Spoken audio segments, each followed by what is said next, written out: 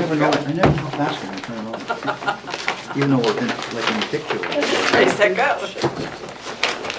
Okay, good evening, everyone. Welcome to our Goffstown Planning Board meeting. This is a regularly scheduled meeting for this evening. Normally we start with introductions, and I'll start with Joanne. Joanne Duffy, Planning and Economic Development Director. Hollis Adams, Select Board's representative. Philip Devanza. Tim Redmond. Kimberly Pease. Barbara Griffin. David Pierce, I'm an alternate. David, you'll be voting tonight. Okay. First item on the agenda is the acceptance and/or correction of the minutes of the June 23rd meeting. Does anyone- Motion to approve. Motion has been made to approve by Phil.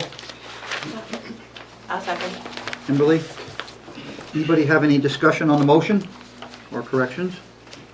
Seeing none, I'll call for a vote. All those in favor say aye. Aye. Opposed? Abstentions? Passes unanimously. Joanne, do we have any applicants who are not coming in tonight in case people in the audience are here and they're not going to be, the application's not going to be heard? Yes, the PSNH Eversource Energy project for the substation located on Mast Road will not be here, and they've asked to be continued to the 7/28 meeting. Okay, we'll get to that when the time comes, but if anybody is here for the Eversource substation across from the Villa Augustina ball fields, they are not going to be heard tonight, so good. Jim, I'm sorry, I'm going to have to abstain on the minutes. I was not here. Peter was sitting in for me. All right, so Joe, Gail is going to do the minutes by the videotape when the time comes, so it's duly noted that Collis is abstaining. All right, the next item on the agenda is a scenic road public hearing for tree cutting on Merrill Road. Joanne? Yes, Public Service is here this evening to talk It's not about... public service anymore, for the record. Well, I think they're still known as Public Service. No, I As think far they're as known ownership, Eversource. as far as ownership goes. Anyway, they're here tonight for the purpose of holding a hearing on a scenic road, which is Merrill Road. They're planning to remove a few trees and talk about where the location of those trees are in relationship to the road and the right-of-way itself. And so they're here as required by state statute, and So just so people who know, the scenic road ordinance, could you describe it briefly, or I can do it if you want? Just describe to people what the scenic road ordinance is all about. certain roads in towns are designated as scenic roads as long as they meet the requirements of the state statute. And many years ago, Merrill Road was designated as a scenic road, and that just means that, you know, there's special features to it or things that people would want to preserve, and they've decided that Shirley Hill is also another scenic road in town. So anytime someone wants to remove trees, usually it's public service. The town, I believe, Has done it. has to do the same. They would have to go for a public hearing just in case, you know, people are interested. And the property owners do have to give the go-ahead and say that they're okay with it. Some of the trees are in the right-of-way and some are on private property. In this case, most of them are on private property. So Well, it's a formality that they that need sort to of- go through. That sort of brings up a question, because scenic road ordinance does not cover private property. It only covers within the town's right-of-way. So any trees outside of the town right-of-way do not require a public hearing. For Correct, they're just going to advise you of which trees those are, and they do need to get the property's permission. Right, the before they property can do owner's anything permission. with them. From what I understand, if anyone's here from Merrill Road, the trees were flagged about 2 days ago. Well, you'll have a chance. Okay, any questions for Joanne regarding this public hearing for Merrill Road from board members? No, can't talk right now, I'm sorry. You'll get your chance. When we're going to have a public hearing on it, and at the time, anybody in the audience can come up and speak when they're ready. Thank you. Barbara, question? Just to point out, Joanne, I thought I saw it, but now I can't. Did you print out a copy of the email that I sent? Yes, it's, Yeah, but I thought I saw it, but, it is. yeah, okay. Here. And Okay. I did forward that to Public Service. All right, just so the board knows, Yes. since I live on Merrill Road, I've spoken with the chair. The cutting is not proposed to be in front of my house or between my house and Mountain Road. It's all on the Worley Hills side. I'm not going to step down just to keep things moving, but I walked, based on the information on the packet we received, the trees were not flagged, and the poles on the map that you received were on the wrong side of the road. So this email I wrote to Joanne to say, just so you know, this is what I found, and Well, if that's why it's with you. So I just So- wanted to give the planning board members that information. we'll ask the applicant if the trees were flagged, and if they were not, then we'll discuss how we're going to act on the application tonight. Okay. Okay, Joanne, if nobody else has anything for us, I'll ask the applicant to step up.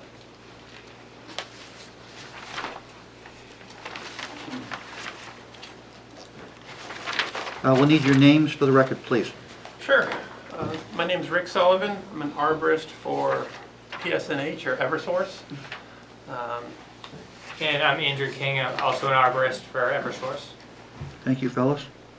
So we're here tonight to seek the planning board or town's approval to proceed with trimming and 7 proposed removals on the Worthley Hill end of Merrill Road. The reason for this work is there's a large capital improvement project going on in town or in the coming weeks. Part of that project is replacing older poles and lower poles. So 2 poles on Worthley Hill are going to be increasing by 5 feet in height. So when we put in the taller poles, it's going to push our primary high voltage line up closer to the tree canopy and up closer to some of the tree trunks that we have on the removal list. Before you go any farther, Joanne, are we all working off of this one map? That's what we're working on? This is the map that they actually submitted. I just put this map together because he mentioned that the work was going to be done in front of these lots. And that is in our packet that I missed. Yeah, that one. Can I just have one question on Please, Phil. that? The red dot, the 7 red dots, are they trees? They're only to signify the lots that they've mentioned that will Okay, have work okay, done in so front it's of their just- homes. Okay. So we're looking at this diagram here. Yes. Before you go any farther, you were talking about poles and trees. Were the trees flagged as requested? The trees were flagged the day I got the email from Joanne. We've had Which some was, go out. which day? Was that Tuesday or Monday? It was I think it was Tuesday. on Tuesday, the trees were flagged. Okay, that's because I just want to clear up that one point. Yep.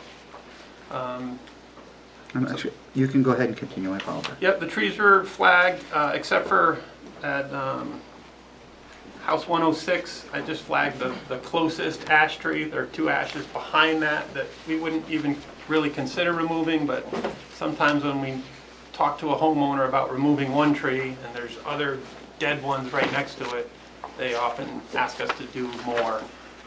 So we'd like to work with our customers and especially when they give us permission to remove other trees. So those 2 trees that lean away at the mailbox of 106 weren't flagged, but all the other trees were flagged on Tuesday. Okay, thank you. The typical trimming that we like to achieve on all of our lines is we like to get 8 feet of side clearance, 15 feet of overhead, and we cut all hardwood saplings or vegetation 10 feet underneath the line. So for this project, the 2 poles in the middle, 88 over 18 and 88 over 19, are being replaced with taller poles. So that's when we put in the taller poles, it's to maintain clearance and safety that we would like to accomplish this trimming. So the map shows the dotted line from Worthley Hill. Is that the poles in question? It is, but And then is it a private service that you see going up to 8817Y-1? yep, those are primary lines that go up the driveway Okay. to that house. So those poles going up that driveway are also increasing in size, but that's outside the scope of the scenic hearing. The map is incorrect, and I apologized in the email that the mapping, those poles should be on the south side of Merrill Road. They're mapped incorrectly, but we've got to blame our GIS department. They're not, when we overlay our map with the town map, things don't always match up as we would like. Now, is that improvement going to go the whole length of Merrill Road, or just what you're showing here today? Just this section. The section that feeds off of Mountain Road, the other side of Merrill Road, is a different circuit. So we're focusing on this one circuit for this project. Okay. I just thought it was odd that you weren't doing the whole road. Yeah, so one of the reasons Andy is here is I kind of moved on in my role as the regional arborist to large projects and right-of-way work. And Andy's going to be here next year doing the scenic hearing for all of the scenic roads in town. Mm-hmm. And the new regional arborist. Yeah. Okay. So yeah, the other end of Merrill, we got approval for some removals there.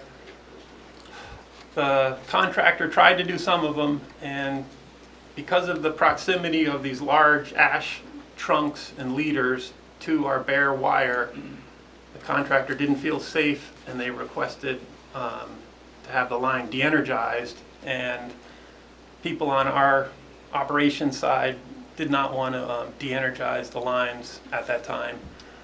So there's several large ash trees on the other half of Merrill Road that we could look into removing in the future, but that's not part of the scope of this All right, let's project. just stick to what we're talking about tonight then. Yep. We won't confuse things. Board members have any questions for these guys? Barbara? Clarification on, I guess it would be 90 Merrill Road. Did you say those poles are being replaced also? It's the two poles in the middle that are getting replaced. I don't know if you can see that on the map. Well, these two that you're talking about right Yep. here on Merrill Road, but I thought you said that there was a comment about a primary line to a house and those poles are outside of the scope of this project. Yeah, the two poles on that driveway, not the corner pole, but the two poles on the driveway are being increased by 5 feet also. Okay, and 68, whatever that one is, that isn't on the road? That's on the road, but it's not getting replaced at this time.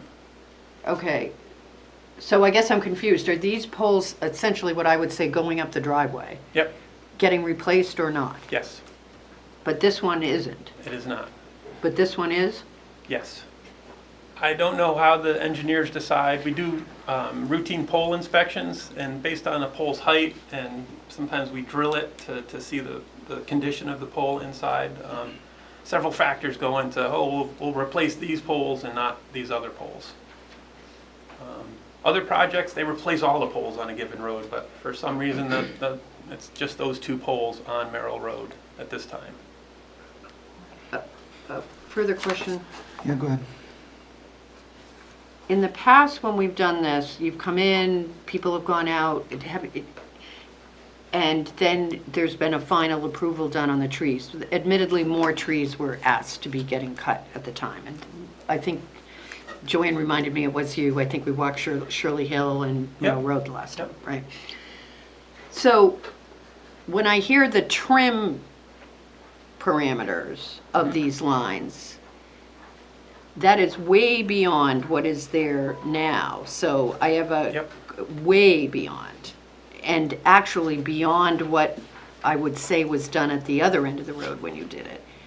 I mean, there are some trees that were trimmed, but they're right by the road, and Yeah. so, I'm sort of beginning to wonder what, besides replacing the poles and taking those trees down, is there going to be any canopy left on this road? Because that's part of this road, and if I'm hearing those dimensions, which were not necessarily complied with on the other side when you did it, Yep. my recollection is there'll be no canopy left. And then my other question would be, have you actually talked to the homeowners on these properties? Because the flagging was done late, and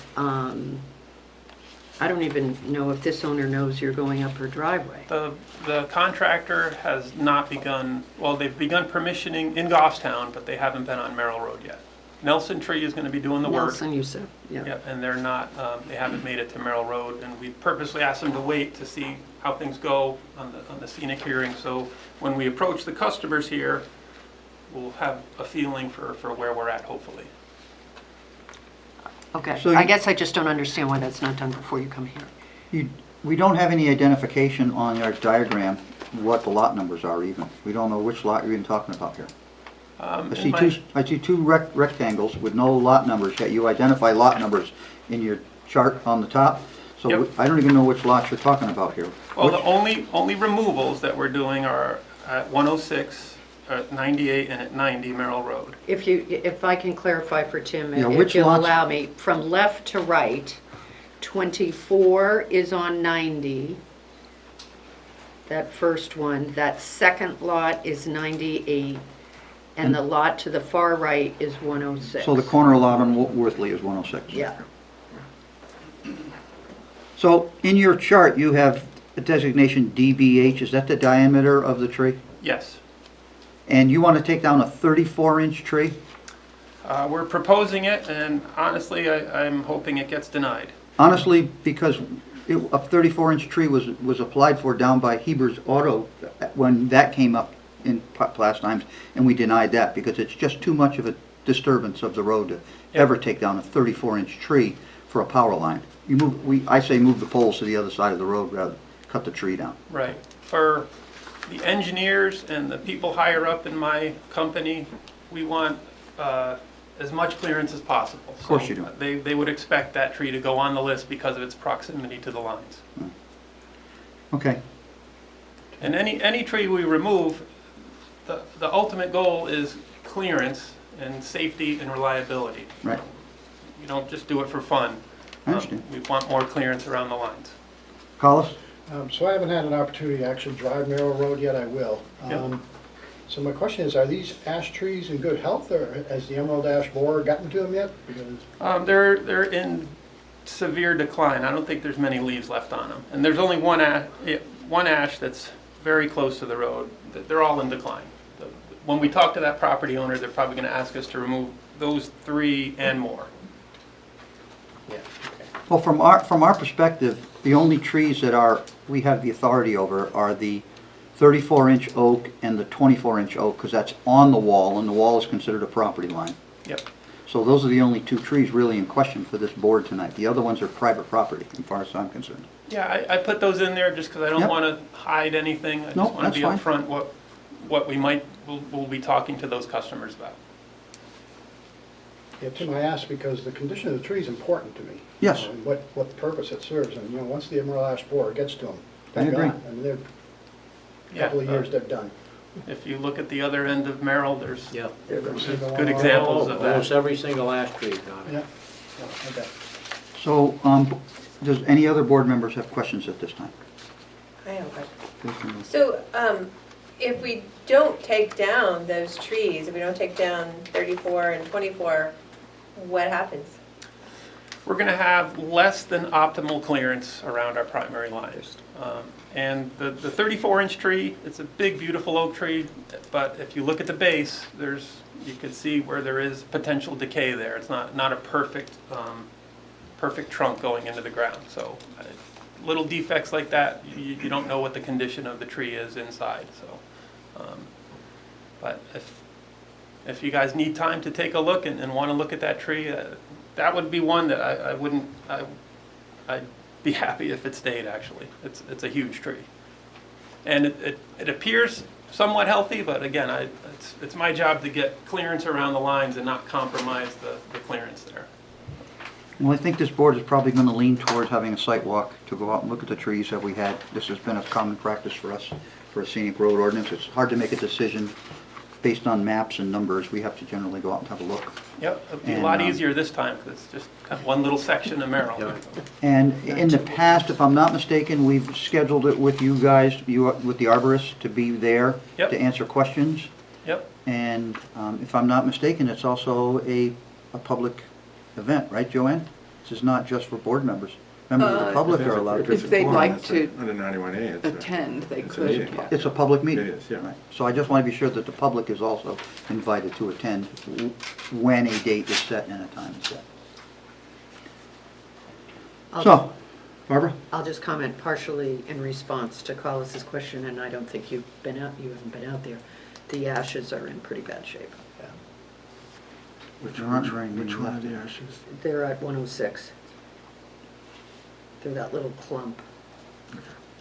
Yeah, Okay. once they start dying back, those branches start dropping. But I think if, Short order. when we went on the site, that, like, for example, that the mailbox is on, you know, some of the trunks we talked about on the sidewalk, cutting them higher because it added to the, but whatever, that might be, Okay, before we do anything else, I'm going to open a public hearing, so I'm going to ask you gentlemen to step down for a minute, and I'm going to open the public hearing at this time. Any member of the public that wishes to be heard, you're invited to come up, and we just need you to state your name and your address for the record, and we will accept public comment on this application.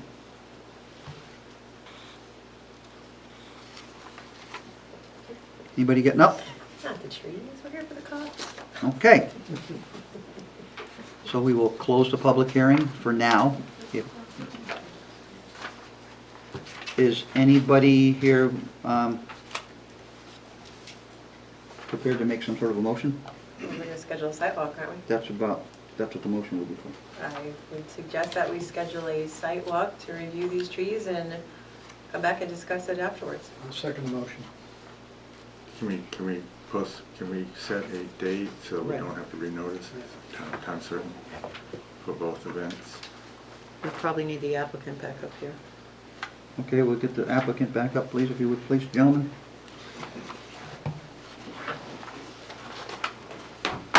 So, generally speaking, these guys are gonna probably wanna do it at the end of the business day, I imagine, so that people who have jobs can attend, get out of work early and go, or what have we done in the past? Who knows what the last site walk was or when it was? Was it a weekday? I don't remember. Yeah, it was. Yeah. Is that some inconvenient time, but if you do it towards the end of the day, it would be nice. So what would, just a straw poll from board members, what's a convenient time for board members? Ballpark, Whatever for me. 4:30? Well, these guys have a work day too, so... No, those guys got plenty of time to come. Anytime you want. Yeah, 4:30 would be They're great. here tonight, so. Yeah, 4:30 is a lot earlier than 7. So is 4:30, okay with everybody? We'll try to schedule one. And how about a date for that? Does anybody have an idea what they want to do?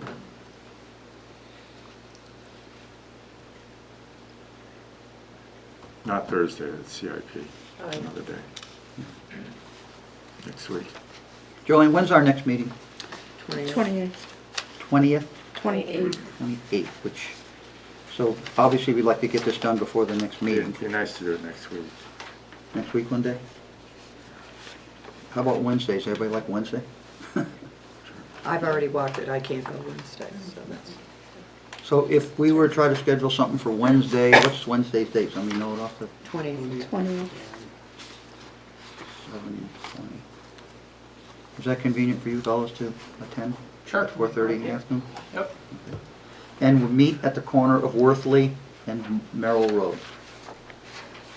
Because there's parking there on Worthley, and there's no parking on Merrill. It's too narrow. Carol, will you send out an email reminder to us? I just wrote it down.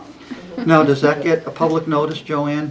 No. no, because It does not. No. Because we're continuing it You're now. continuing it to I mean, a for the certain site date. walk, I'm asking. Yeah, No, No. this is it. This is the notice right now. Okay.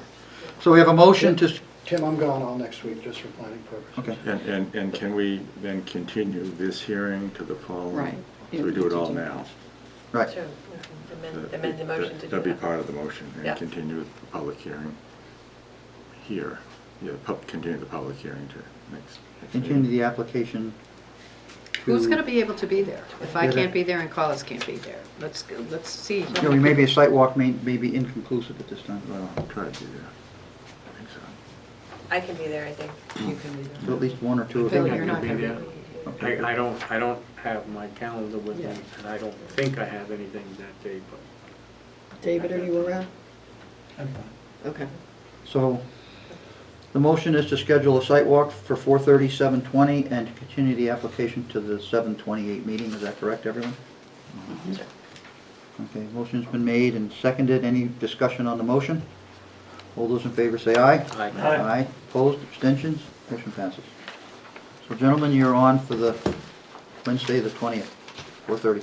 Great, thank you very much. And any resident who is listening to this riveting conversation on TV is welcome to attend as well. It's an easy one to break people in on.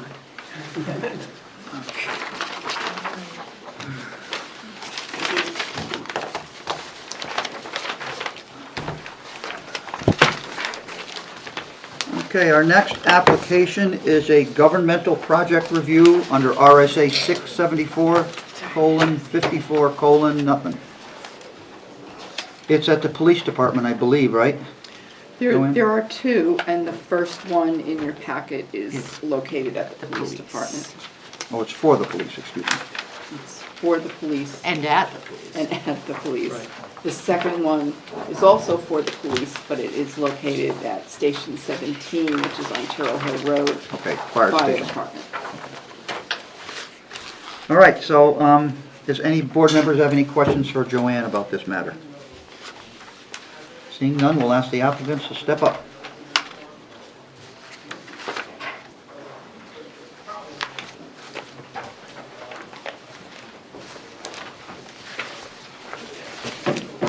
Before we begin, fellas, Joanne, what is our procedure? We are hearing an application, we are not voting on it, We are commenting on we are commenting on it. Commenting. So it's considered under RSA 674:54 governmental land use. They're here for the purpose of advising the board and the town of what their proposals are. There are two separate towers that are going in, and then the board can issue any comments or suggestions that they may have. Okay, and do we have a public hearing on this? Well, it is considered a public No, I hearing. mean, bring people up. We have notified the abutters by certified mail. We also notified the FCC and Manchester Boston Regional Airport, which we do have a letter from, which was in your, I think it was on your desk.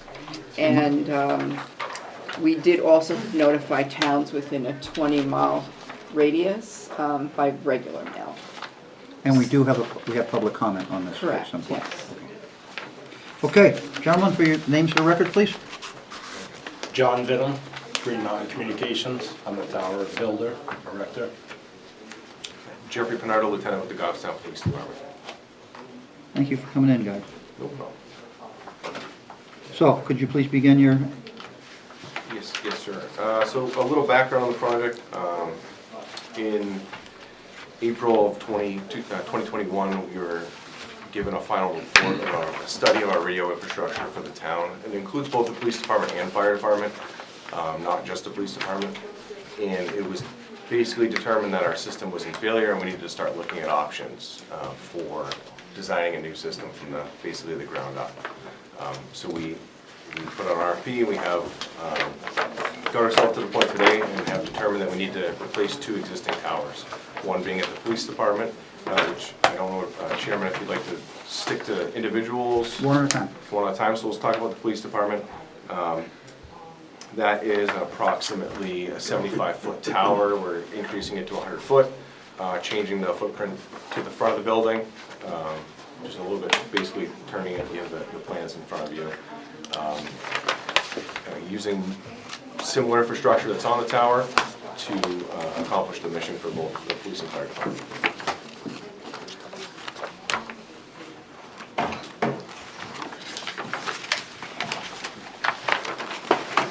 Excuse me, Joanne, are we gonna bake in here with the door closed? Because I'll just ask those folks to go. Derek will change the things. Good, thank you. It's just kind of loud with them Well, talking. they could go talk out in the parking lot. Question? Sorry, Jeffrey. Jim? What, if I may, what determines the height? And one of the things we would look at is impact on neighborhoods. The heights were determined by the design consultants, basically, as what would give us the best line of sight in the locations we're putting the towers. The sites were determined based on the land available to us and the ability to get line of sight or coverage over a specific area. Yeah, from our standpoint, we'd like the lowest height that provides, Correct. you know, fulfills the mission, in using your terms, Correct.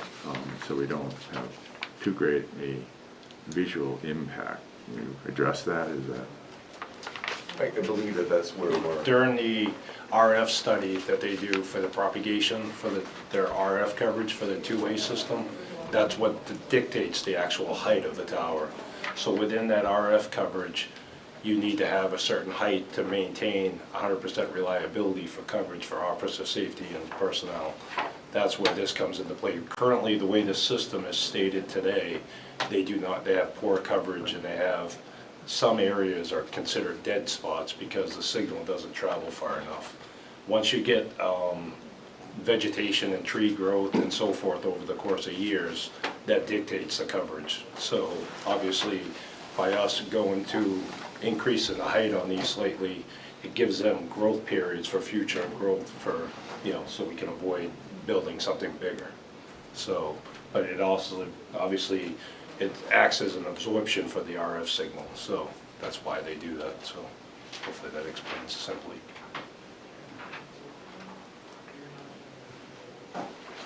Yeah. I don't want to get too technical, but that's just. Well, All right. so is the 100 feet the height that was determined by the study that was done as needed now? Or is 100 feet the recommended height for foreseeable future needs? Correct. For Foreseeable future needs. Yes. So was there a height identified that would satisfy current needs? It was not. We know that the 75 feet that we It's have not is enough. inadequate, and you're building towers in sections, basically.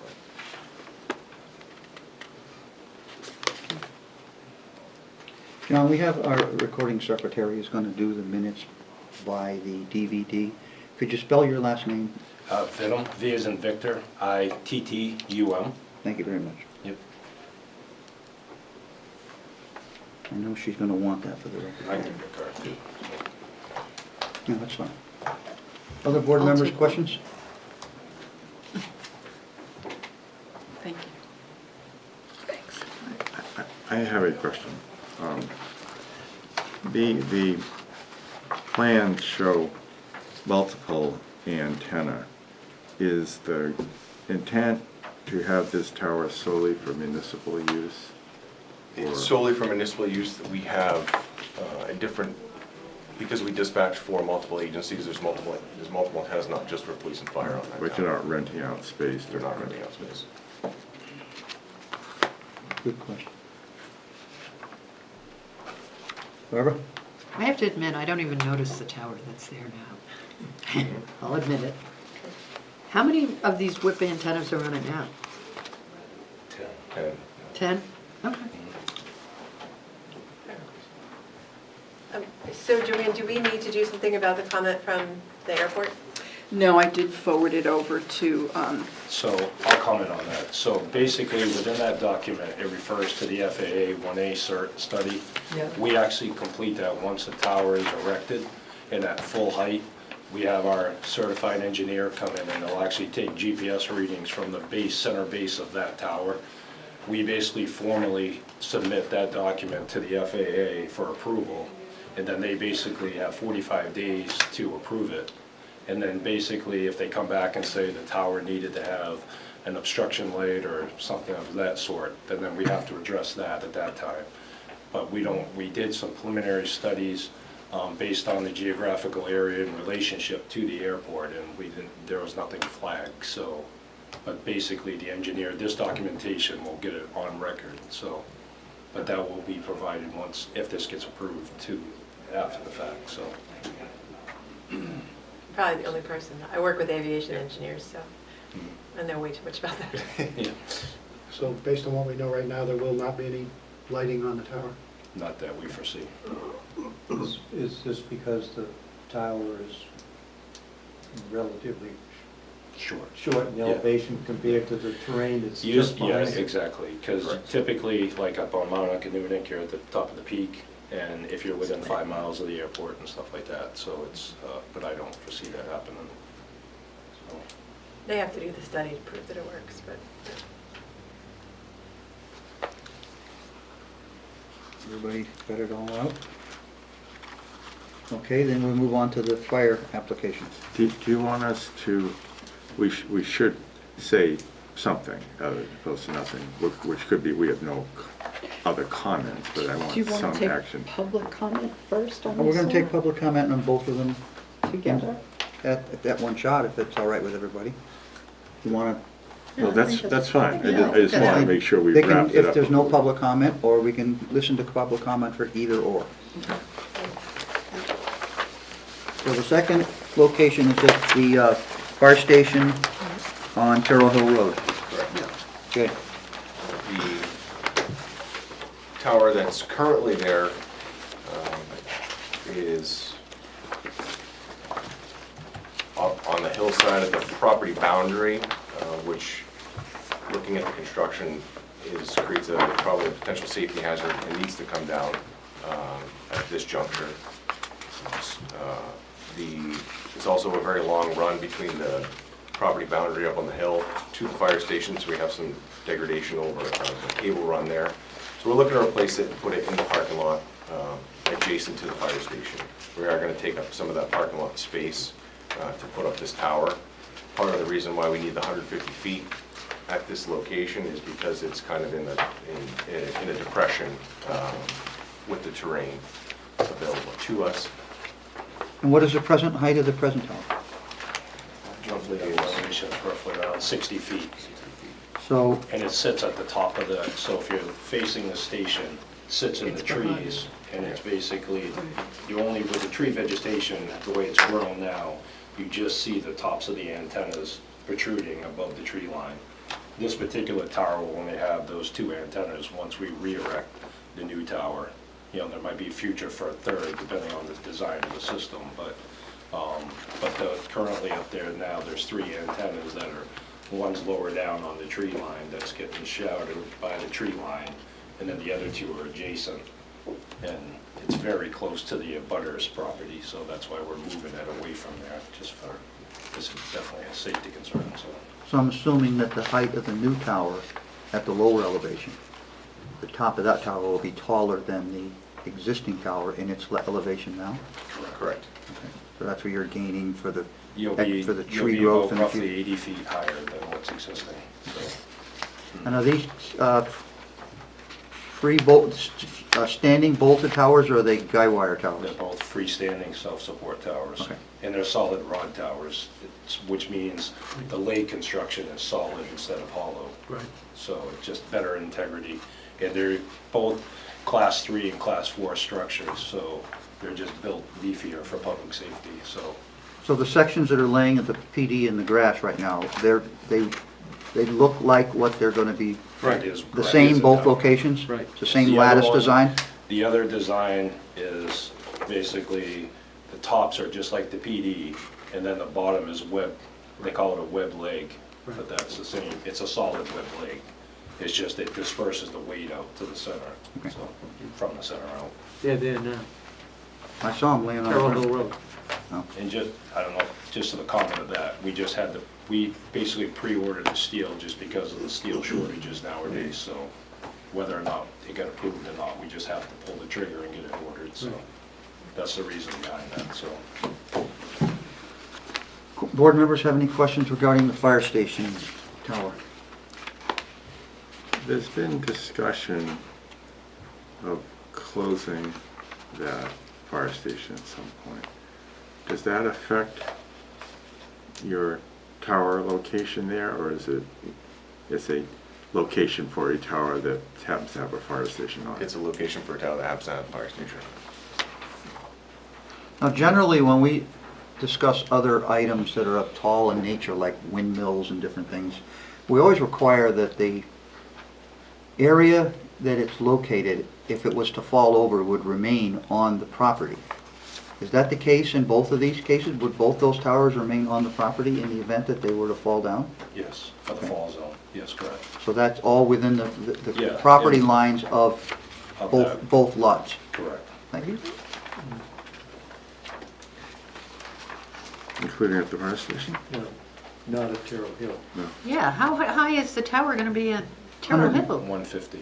And it's got to be less than 150 from the base of that to the town road. It's about 80 feet. So it's not, If it's we not, can actually, I mean, to that regards, we can push that tower. It doesn't have to go, we can adjust those plan views so that they actually push the tower back to the wood line. I'm only asking because it's a criteria for other Mm-hmm. tall structures in town. I want to have it open up for the board discussion. That would also reduce a little bit the visual impact if you did that, because you wouldn't stand right out in the parking lot. So. Yeah, we can definitely push it back. We had discussions early on about that. The back corner behind the station, if I could, I would put it out there, but that's actually where the leach field is for the station, so we need to stay away from that. To the right side, back behind that, adjacent to the wood line, we can push it back. The only thing back there is one water line that goes to the existing artesian well for the station, which is over in the right-hand corner of the site, so, but that is something we can visit. I would suggest that the expense of the leach field is minor can be at the expense of this tower. Yeah, I'm sort of, thank you, David, that's, Well, but, other question. Please. So, I mean, isn't there future expansion of the police station potential? Like, we don't want fire, this. fire, we're talking fire. We're at Terrell Hill right now. We'll have the police station to do that in a minute. This, Okay. Dave? I think we keep I- getting I- confused, but all right. no, I think Officer Bernard would say that this is not, if the tower serves a communication requirement, and it's on town property, if the fire building disappears, there's still a need for the communication. Right. Yes, No, I concur. it's the flip side. If the town were to decide to expand that fire station, does the tower placement get in the way, interfere with In its that? in its proposed location And now. Maybe Derek could speak to that. My understanding is this fire station has a limited Yeah, it's useful probably life, like it's probably well past it. I don't know how you would know until you do a study to figure out how big the station needs to be, what it needs to accommodate, you know. Who knows? I think that's all just supposition at this point, so. Right. No, that's fair. But I like the idea of them proposing to move it back closer to the wood line. It would make it less noticeable and it would also increase your fall zone protection. And that would at least satisfy one of our regulations for tall structures like windmills and different things like that. And that's the parking lot I pull into when on my drive to work. I realized I didn't check to make sure I have my wallet and my coat, and I go into that lot and say, oh yeah. It I is did the only that. place in that area of town to really Yeah, turn so- around, Yeah, so it's definitely. very So- convenient. So if you leave So it for an you need open to parking, leave. yeah. Any other questions from board members Of before I course, open the public my hearing? driver's license with me. Yeah, always. Any more questions? I head down the road and I Okay. activate Could you to guys see if my step down for a phone is minute? in the car. And I'm going to open the public hearing, and if anybody from the public wishes to speak on this application, House. we're welcome to hear you. Wait, I didn't.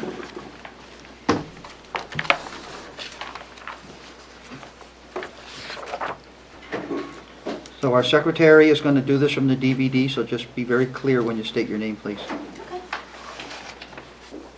Go ahead. Amber Bodette. That's easy. So my concerns, well, I do appreciate. What is your address, Amber? Oh, I'm sorry. 288 Terrell Hill. Thank I you. am directly across from the fire station. Thank you. Go ahead. So I was curious if, are there any health concerns that come from having this tower close to my home? Okay. I can't answer that for you, but your question is duly noted, and we will ask the applicant, and Okay. maybe they'll get you an answer. Absolutely, I appreciate that. So as far as lightning goes, does my home and my barn need to have lightning rods on it because of the height of that tower.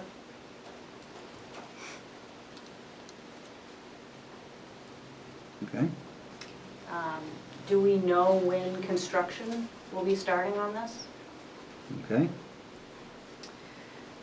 Will there be any disruption of power during that time?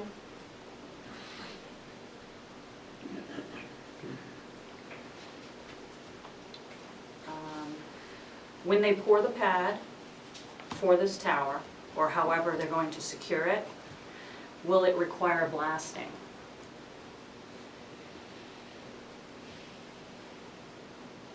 Okay. My well is located right in the front of my house, which is very close to the fire station. I absolutely cannot be without water. Yep. If anything happens to that. Let's see here.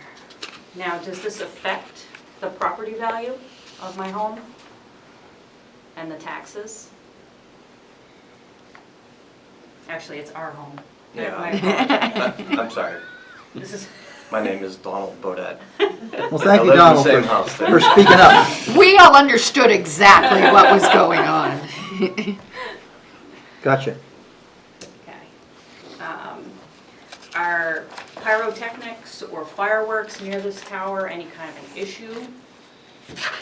So if you have fireworks at your home, No, you're asking? I never have fireworks. No, So- but is there a radius that has to be around the tower where they can't shoot pyrotechnics I don't know. Okay. that affects the tower? Just a thought. And then I have checked in with my homeowner's policy, but I'm waiting to hear back from them in regards to whether this is going to be a higher risk for the home because of lightning strike, which would, short out the well, cause fires, etc. So, and my insurance company is Colby Insurance Group in New London, so they can, if you need to contact them, you're welcome to find out, or What else? no. Okay. The applicant would handle that, any contacting. Yeah, so at this point, that's it that I have. So, just for information for the fireworks things, only the property owner can get a permit to set off fireworks, so that would be the police department or the fire department, I guess, in this Okay. case. We Or have- somebody else who has permission from the property owner. And so there's a There's process. no to permit get required those. for fireworks. Oh, yes, there is. Well, They changed Yeah, it. there is. does anybody follow it? That's a different question. That's a question for the lieutenant. I have Bernard. horses at my house, and No, no I- one, Okay. just the Let's restrictions. let's of move on fireworks. then. Anything else that you have for comments? Donald, did you have Yes. something? Is there a fence going around the base of the tower? Okay. Yes. I'm assuming that's to keep people. You can't climb on it, Donald.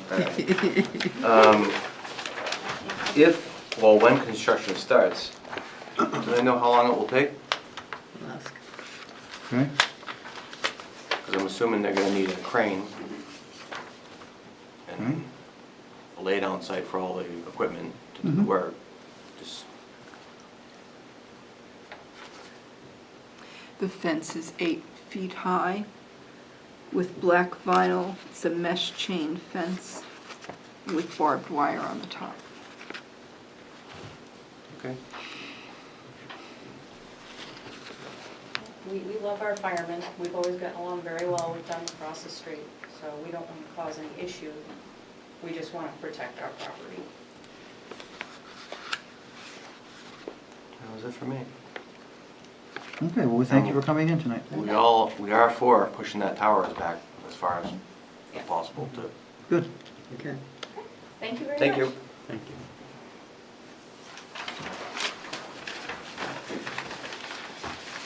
Anyone else from the public wish to speak on this application?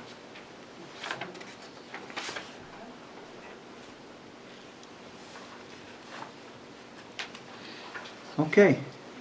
Seeing that, if you want to wait around for you might get some answers if you want to sit. Oh, yeah, we're gonna. We're call going to bring back the up. applicant back up. Maybe they'll answer your questions for you. They were hoping they didn't have to, but they're gonna. Okay, is there anyone else that wants to speak at the public hearing tonight? Seeing none, I'm going to close the public hearing. Well, no, So- we'll keep it open for the Comment. gentleman to come back. Yeah. It's still part of the public hearing. You know, this is a funny word, public hearing. I thought public hearing meant when people come up to speak. What do you call that No, now? it's the applicants. Public comment. if the Public app- comment. So public comment okay. is closed, then, even though we've called it Okay. public hearing at this meeting for the last 100 years. Yeah. Thank you. Could you fellows from the John and Jeff please come back up to the microphone?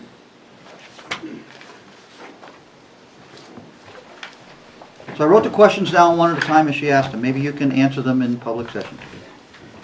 Are there any health concerns related to having a communications tower there? No. Right now, you have an existing communication structure on site currently that is active, that's been active for the past 20 years. The antennas that are currently on site are non-ionizing energy, RF energy, to keep it simple. The energy that comes out of your microwave oven at your home is ionizing energy. So in relationship to the RF antennas for the two-way portion, the antennas essentially are actually non-active up at that site until they get keyed up.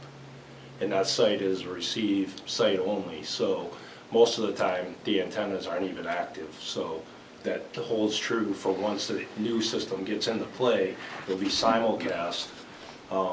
They'll key up, the antennas become alive, but being at that height on the structure, the only way to have any adverse effect on a human being is if you're within 3 feet of that antenna directly near it. So, Okay. just so, if that clears that, so, but I do not see any health concerns, no. She asked about lightning and home protection. So lightning, I don't see it an issue at all because the tower itself is going to be heavily grounded. We put in a whole ground system for this tower, basically the tower has a lightning rod that will be at the top of the tower. But at the end of the day, the whole tower is a lightning rod. But that lightning rod is suppressed into the ground system that we put in the ground. And that actually has a very in-depth ground system that has ground rods, #2 solid that actually circumference the tower.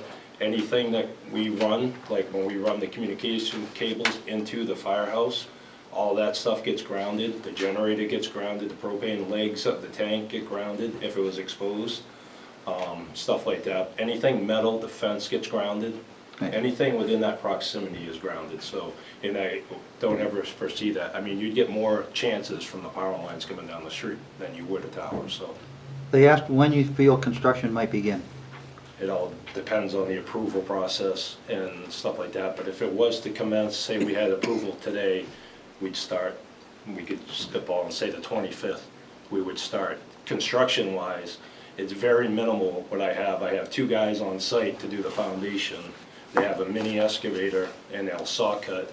The hole for the tower is only 6.5 feet deep. By that particular tower is Well, not if you, 6.5 not feet if you deep move it by back into the 21 woods, feet. you won't be saw cutting, you'll just be direct excavation. Correct. Okay. So, but basically, you go down 6.5 feet in depth and it's a 21 by 21 square that we dig. And then as far as that goes, it'll just be a mini excavator and it'll take them 2 to 3 days to trench and dig it and then prep the forms. And basically, I'll tell you 2 weeks for the foundation work and that's it. As far as the tower erection goes, I have our boom truck that comes in, our crane, which is small, will park in the parking lot. The top half of that tower is already built because they're pre-welded sections. We stick build the base sections which go right on the foundation, so I have plenty of laydown area there. It won't impede traffic at all. There will be no obstructions of the lanes of traffic either direction. So yeah, it's the whole process, if you want to say a month, that would be complete. She asked about power disruption in the neighborhood. There will be none. Okay. Do you expect to be blasting? No blasting. And the reason why I say that is we've already done geotech studies. We've already had a drill rig on site and we've actually drilled down 35 feet, 40 feet, just to get soil samples for the tower foundation. That's how we designed the actual foundation. And it's all deemed normal soil samples there. Okay. There's no ledge, so we're good. The question about property value and taxes, I don't know if we can answer that or not. I don't know if there's already a tower there, you're putting another tower up, does it devalue property? I don't know who can answer that. We are going to de-erect the old tower. Once this Obviously. tower's in place, that tower's going away and it'll be, the hazard part of it for the abutting neighbor there will go away. She asked about a fireworks radius. I don't foresee anyone doing fireworks on government properties. Higher risk to her house due to lightning, you've already answered that question. Fence, yes, it's on the plan. And the time frame of construction, you've already answered the question. My question for you is, are you committing to moving this tower to the wood line? I don't have an issue with it. We just As gotta long as check we can the do it. actual. You would have to do a revised page on your plan to do a submission Yes, I to can show do the that, yeah. proposed, the new location that's being Yeah. proposed. And if everything else stays the same, it's just a location change. Yeah, I'll have my engineer edit it and restamp it. Any board members have any questions for these applicants? I Kimberly? just, I mean, technically, they don't need to resubmit the plans to us, right? This is just for This is purposes of a just- comment. Right. This And then would I be- had a second That would be an comment. administrative decision, right? We'd have it handled administratively to Joanne. Well, without Well, we don't- approving yeah, it, we this don't approve comment, we it. don't. No, but the plan is gonna be on file somewhere, so the new location should be on a new plan, wherever it gets, wherever it lands. Thank you. I agree. It will definitely be revised, because when I submit for the building permit application process, it'll be accurate for when we require the permit, so. Oh, we need a building permit. I just have a question for Derek. Wait a minute, were you done, Kimberly? No, I'm sorry. I just had a second. There was comment from the fire department that lightning protection will be addressed per New Hampshire State Fire Code. So I don't know if that makes the homeowner feel any better, Okay. but there's actually requirements that they have to address for that, so.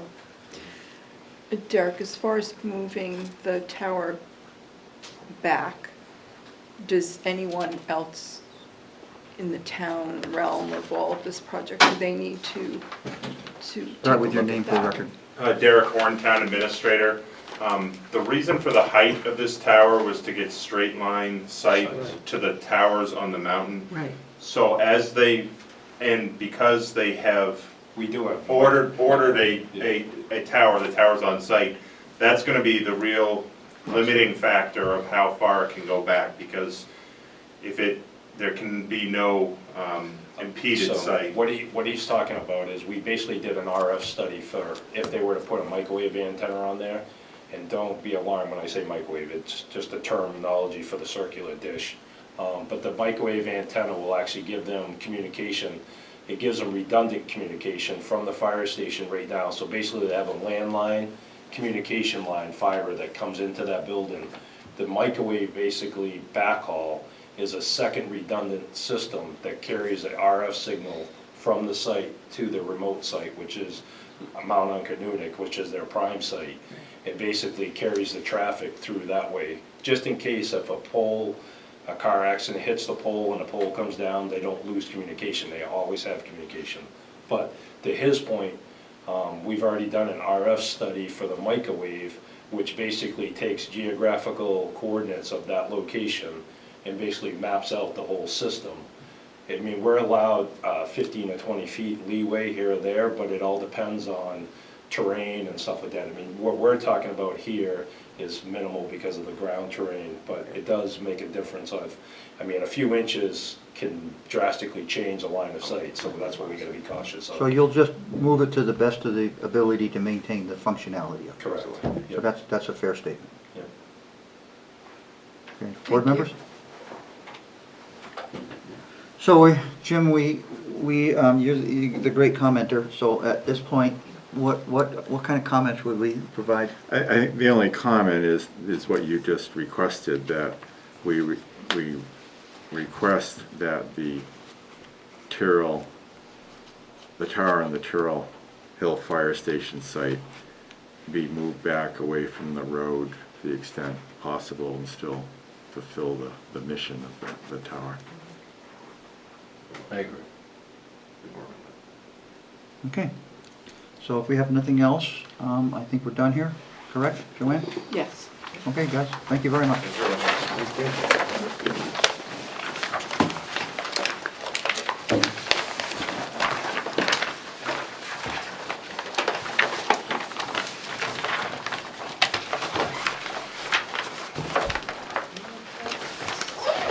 So we have old business. The first one, in map 5, lot 15, is being continued. Motion to continue as requested by the applicant. Give me a second. I did. Now give me 10 seconds. So Barbara, you made a motion to continue to when? What date did they request, Joanne? Next meeting, I think, Next right? meeting, the 28th. Yeah. A second. And Phil had already done it, I thought, right? Phil, did you already seconded it? Yeah. Maybe 30 is it. You asked for a second and I gave it to you. Oh, I get what you're saying. I'm a little slow on the uptake here. Okay, the motion to You were continue. concentrating, you didn't want to break it. Yeah, I got a whole bunch of Hey, these. Tim. questions. Yeah. Did you read this one? No. I know the plane flew over. Used to fly over my house. My. So the motion to continue the Eversource substation application to 7/28/22. All those in favor say aye. Aye. Opposed, abstentions, passes. Okay, the next one is map 18, lot 60-2. That is the Starbucks site, I believe. Joanne, could you give us an update on that? Mr. Chair, I will recuse myself from this for the same reason I have from the past. Okay. Yes, so they are back before the board tonight. They have revised, I'm sorry, the VHB has provided their comments on the traffic study, and those revisions, or I'm sorry, not revisions, those comments were forwarded to the applicant, and I believe Mr. Duval is here tonight, who may be commenting on the traffic. The board still needs to approve the conditional use permit after hearing about the traffic and making a decision about the architectural renderings, which have been provided to you. They're on your table. That was the proposal that they had provided a drawing last week, and you decided on this color versus the other lighter color that was provided. There's still the outstanding question of whether they would like to donate the $17,000 for a device for the traffic light signal that is at that particular intersection. Well, we'll take them one at a time, and I'll let you remind us so we don't forget any of them, okay, Joanne? Okay. Board members, questions for staff?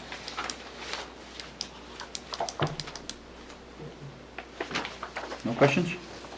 Okay, we ask the applicants to please come up.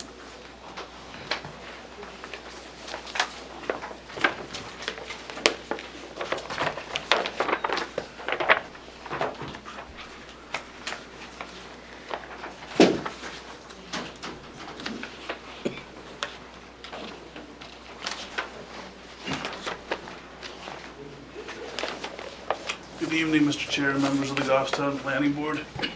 My name is Jason Hill, engineer with TF Moran. I'm here with John Sander of Insight Real Estate, who's the applicant for the project. We've met before, obviously. I think Joanne did a good summary of where we're at. We had presented some, back in May, some architectural upgrades to address board concerns, which included, the style of the building, a mansard roof system. Those are in your packets tonight. I have additional copies if necessary, and that was to support our conditional use permit for the drive-through. We received and responded to a second round of staff technical comments. In summary, the plan as you see it here from April, May has not changed in its physical appearance. Most of the comments were stuff underground, utilities, stuff of that nature. So there's some final stuff that we're working through with staff, but that's been addressed significantly. As well as Joanne mentioned, the VHB traffic comments, which we received and have been responded to the original round of comments. There's some final lingering technical details that we're working through. We'd like, at this point tonight, to try to get through the conditional use permit, hopefully, and the merits of the project, and allow us to proceed. And basically, with the board's obviously permission, we'd like to handle those through staff, through staff coordination. Like Joanne mentioned, our traffic engineer, Robert Duval, is here tonight if there was any specific questions on that. And that's kind of where I'd like to leave it off with you all. I have copies of the plan and the architectural plans, if necessary, I can hand out. So thank you. So Joanne, I'm going to have you guide us through the elements. What's the first element we want to talk about? Well, the first thing I just want to make everyone aware of is that back in May, you had extended and the applicant had agreed to extend the 65-day clock. That clock expires in 2 more days, just so you know. So the first thing is the conditional use permit. You have not taken a look at the criteria, or the applicant hasn't presented his answers to the criteria at this point, because there were 2 items that were outstanding, which was everyone felt comfortable with the traffic and what they were doing to alleviate any issues, as well as the architectural renderings. So I would suggest you bump those up. So we'll start with the traffic study, Mhm. and then we'll move to Okay. the architectural renderings. So I would like our town engineer to come up and find a place at the table here. Why don't you come on up over here, Scott, and sit over here, because that way you won't have to fight for space with the applicants. They can stay right where they are. I think Scott should have a place to sit with a table in front of him, because it's very awkward sitting that way with papers all We'll over bring his that up at lap. another meeting. Well, I would suggest that be That's looked good. into. Karen has resigned, he can sit here from now on. So, Scott, we have, the traffic study's been submitted. What is your take on the traffic study? So, the traffic, Scott Ozana, town engineer. Forgot to introduce myself, sorry. So, VHB pointed out a few areas that they thought there could be a little more, or they commented on a few things. The few things they commented on, I don't believe are a huge concern. One of them, I think the biggest one that they really focused on was pedestrian traffic out there. So the way they analyzed the traffic signals, they didn't include a pedestrian call. So the synchro that they use, there's nothing in the system that shows a person walking up and pushing the button. They did pedestrian counts in the winter, and counts were very low. So VHB asked to either provide additional counts or do, I think, 5 calls in the peak hour. Now, I sent an intern out there the other day just to see what they saw for pedestrians, and I think they counted 2. So, I mean, there's not a lot of foot traffic out there. And then another comment, one of the biggest concerns that I had prior to them redoing this was the left turns into Pitane, that we know is the entrance to the Duncans. So they only counted, or they used camera counts. So they only observed a max queue of about 2 cars in the peak hour. And I sent one of our engineered techs out to confirm this during the peak hour, and he as well confirmed that. So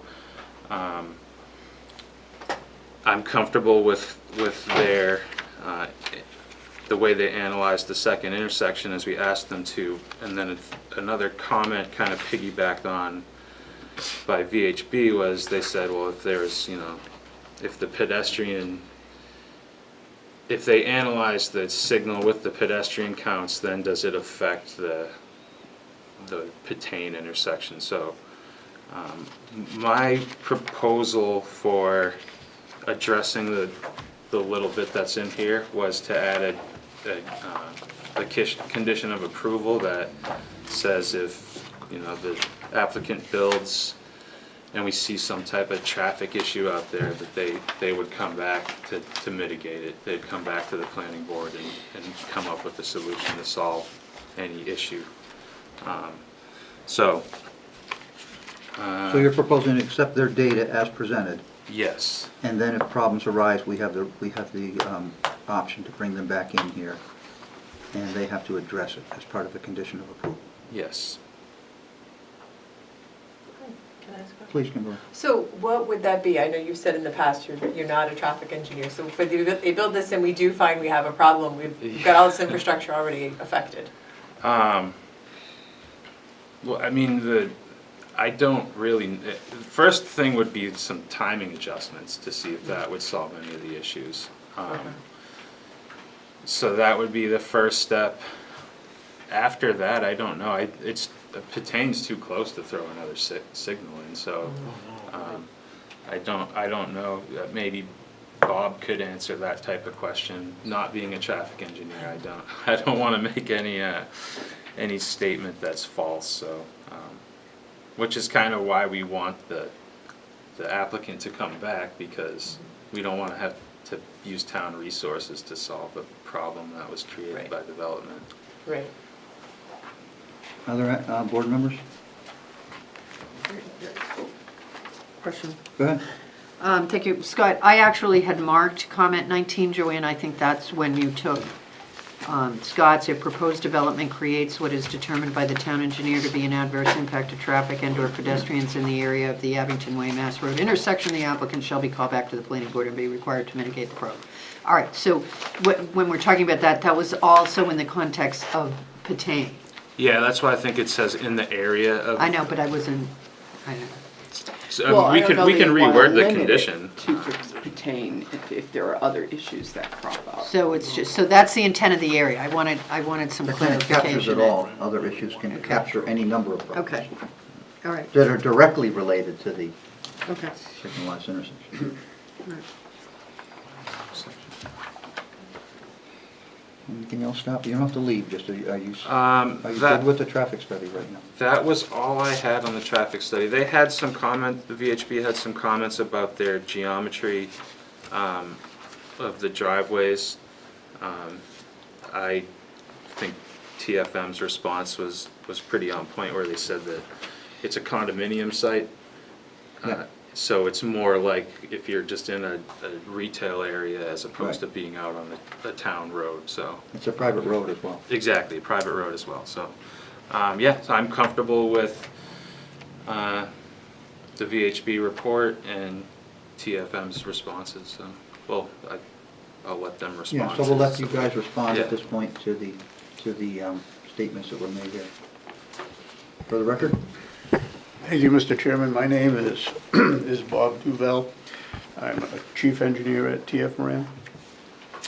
And we did receive these comments last Friday. Unfortunately, we didn't have time to respond and get them reviewed in time for this meeting, but we did answer the questions, and we'll be submitting those answers. And I agree with Scott. I think we can easily work those out with staff. But to set the board's mind at ease, we did analyze the intersections again with using pedestrian counts at the recommended 5 calls. And I should point out that 5 calls doesn't mean 5 pedestrians. It means 5 pushes of the button. And usually pedestrians, walk in pairs or groups, and they'll even accumulate while waiting for the pedestrian signal to come around. So 5 actuations is actually likely to be more than 5 pedestrians. So I think there's some conservatism there. And it had very little impact on the, in particular on the Patain Street intersection. It added between 1 and 2 cars combined to the 2 queues, both the westbound left into the site and the eastbound left into the site and the westbound left into Patain. And we had a total combined length of queues, a maximum of about 125 feet. And there's 185 feet there between the 2 stop bars. So I think there's still a safety factor even with the pet calls. And all the other moves basically showed essentially negligible difference with the pet calls. So we did that work. We'll be reviewing that with VHB and with Scott, and I think they'll be satisfied with our findings. Board members, questions?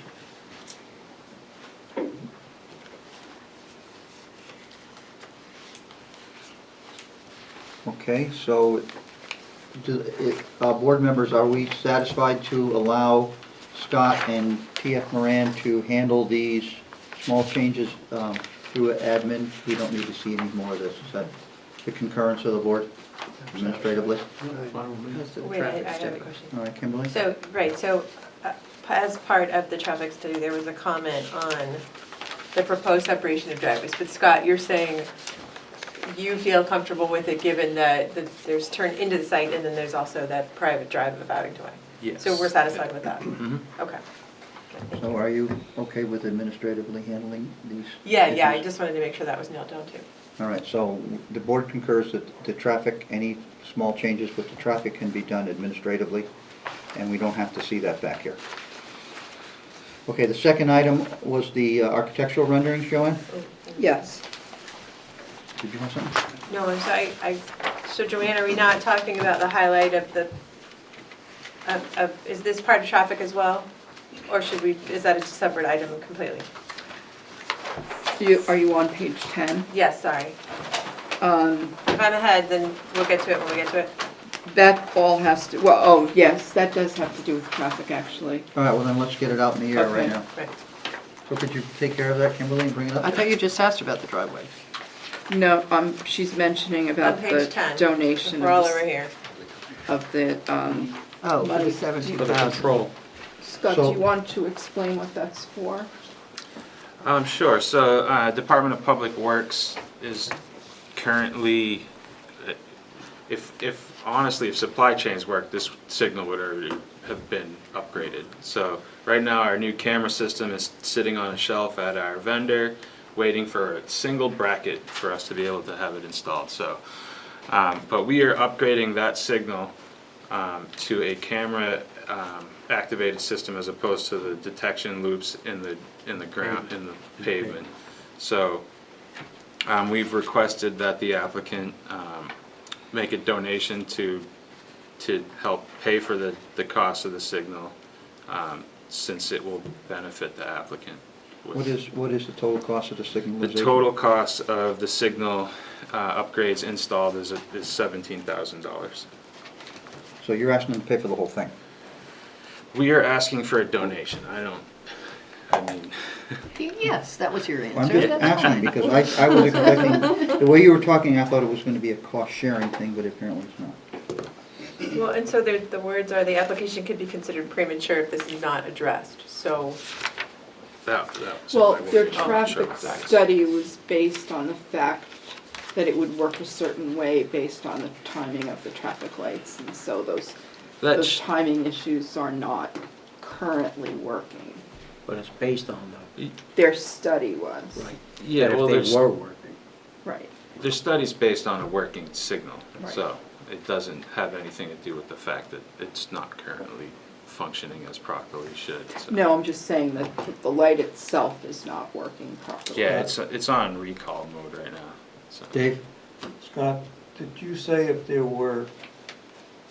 wasn't a supply chain problem, this intersection would already have been upgraded and the bill paid? Yes. But this, I mean, think about how long we've been talking about this site, so. Well, if my memory serves me correct, I believe the applicant has stated in the past that they were willing to. That's my recollection. To share in some expense to upgrade the signal lights to make sure they're all working correctly, because I think Jason mentioned that they weren't timed properly. Did you say that, Jason? I don't recall. You don't recall that. Anyway, so we're at a point where it sounds like we're doing some kind of negotiation here, which isn't something I really want to get involved with as a planning board, but how does the applicant feel about this DPW request? I can speak to that. Please. And again, John Sanger from Insight. John, thank you. Just in, let's go big picture looking at it. I would echo, if supply chain wasn't an issue, it would have been done because it's a safety concern to the town and the town's responsibility to replace the traffic signals. But that said, I'm we're more than willing to be a good neighbor and help out and provide a donation to this. When I looked at it, just big level, it serves, the signal would serve Rite Aid, our lot, the bank, the vacant lot to be developed, and the residential. Portion. It's five units, or 5 users, we'll call it. I mean, I could throw 20% at it, call it $3,500. Well, I hate to get involved in this negotiation and make it part of our plan. This is nothing we've never really, we've always set off-site improvements as a number based on an engineer's recommendation as part of something that's being mitigated as a result of the development. Bog Road condos and the Pleasant Street roundabout, there was a mitigation there because they were going to be adding a lot more traffic to the circle. So, how do board members feel about this situation right now? Open for comments. Well, Mr. Chair, as you can surmise from why I brought the subject up, I'm uncomfortable with an applicant paying the full renovation of that lighting system based on the town not promptly addressing it because of the supply chain problem. So it sounds like the applicant is willing to make a 20% donation towards the total cost. If the board accepts that as a fair share amount based on 5 users in the intersection, then we can vote on that. And they are also going to be required, if it doesn't work, to come back and make upgrades at their expense fully. Correct? That's your statement, your request? Yes. Okay, good. If it needs to be So worded there differently. may be more money on the back end that may be due if the signalization doesn't actually work correctly in the long run. So you gonna put a timing, potentially like a time on that as to when Well, that would be something we'd have to figure out. Yeah, Okay. you're right, Jason. I mean, we can't do it for 20 I'm years not from trying now. to get ahead of things. Do it for 19. So, board members, first question is a 20% fair share contribution acceptable with the planning board members? Yes. Straw poll, yes, from Barbara. David, yes. Kimberly? No, I don't think they should be making a payment, Not at all. not at all. Phil? You 20%? offered it. Okay, Collis? Yes. I concur. I just Joanne? want to say one thing. If you do approve that, it also has to be approved by the Board of Selectmen. Well, that's fine. They can. Just so when you make that motion, that's included in there. And what kind of a time frame would the board members think would be appropriate time frame to make adjustments to the signal in the event that it doesn't work correctly? Anybody gonna come up with a? Would 2 years be adequate? I think that's more than adequate. I think that's plenty. I don't see the change will happen almost instantly. We'll probably see it right away. So then we should make it 1 year. I think Like 2 years. 2 years? 2 years is fair. Does Mr. Evans's comment, does that affect condition 19? What is condition 19, Joanne? I have it in front of me. That was the one I read, that was based on Scott's. Do we need to mention a time frame in that, Phil? If we decide on a date, yes, we can amend 19 to include that. Actually, we have to amend the conditions to include the 20% suggested donation. So are we good with the with 2 years and 20%? Dave? Yes. 2 years? Barbara? Yes. Kimberly, yes. I'm yes. Phil? Yes. And Collins.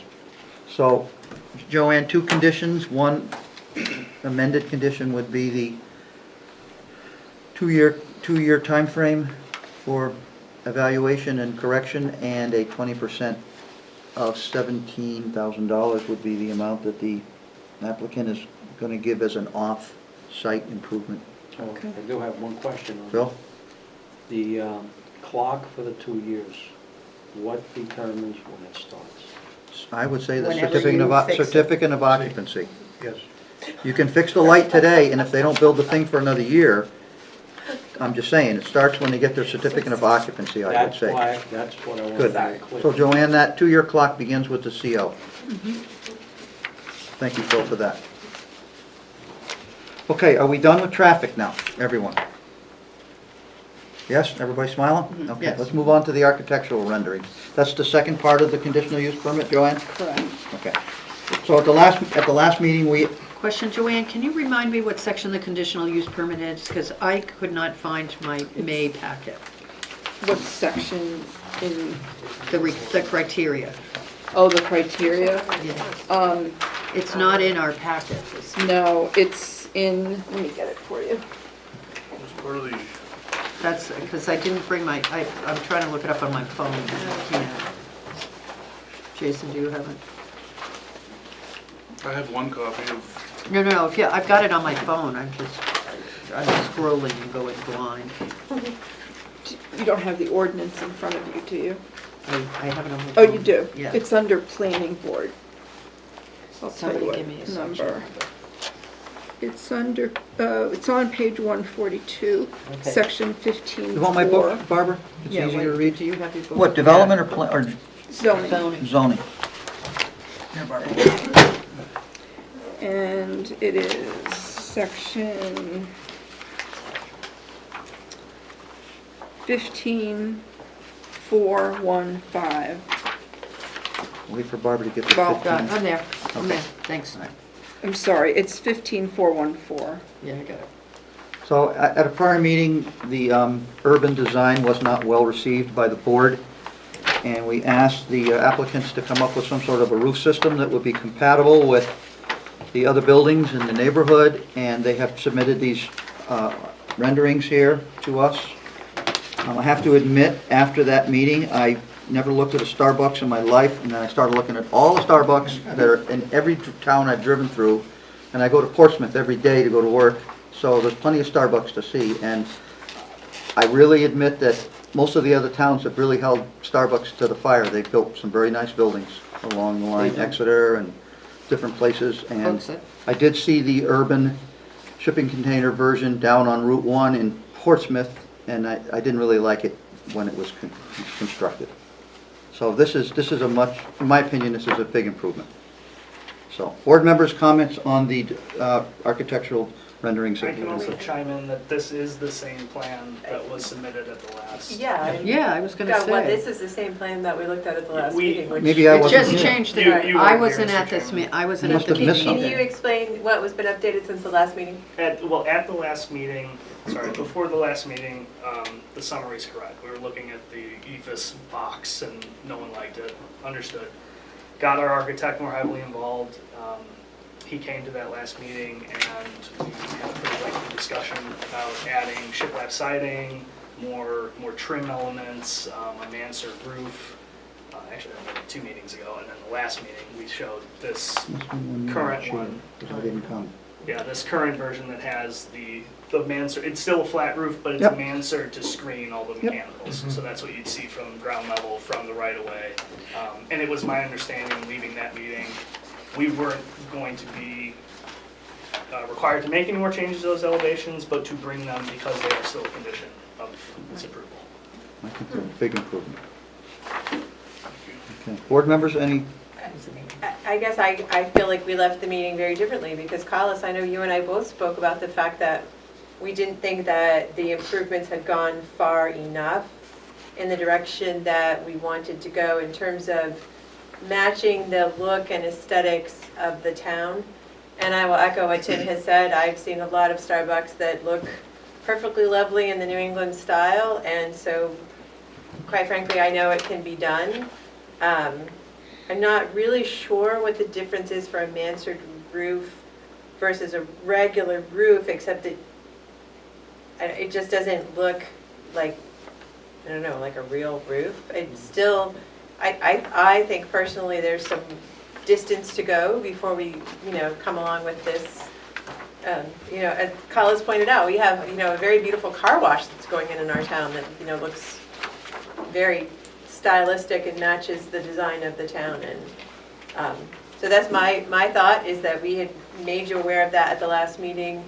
And since there are no changes, I would say that I still feel like there's some distance that needs to go before this would be accepted for me personally. I don't think it matches enough of what we're asking for. That's Tim, my comment. I would agree. I don't think this goes nearly far enough. And I'm glad you pointed out the car wash. I mean, if a car wash can do what they've done to make a beautiful building that is pretty consistent with the regional architectural style, which is what we're talking about here, I don't know why Starbucks can't do it. I mean, especially down there in the middle of town, in the middle of Penardville. I don't think it goes far enough. I don't think it's an attractive building. I don't think it's consistent with the regional architectural style.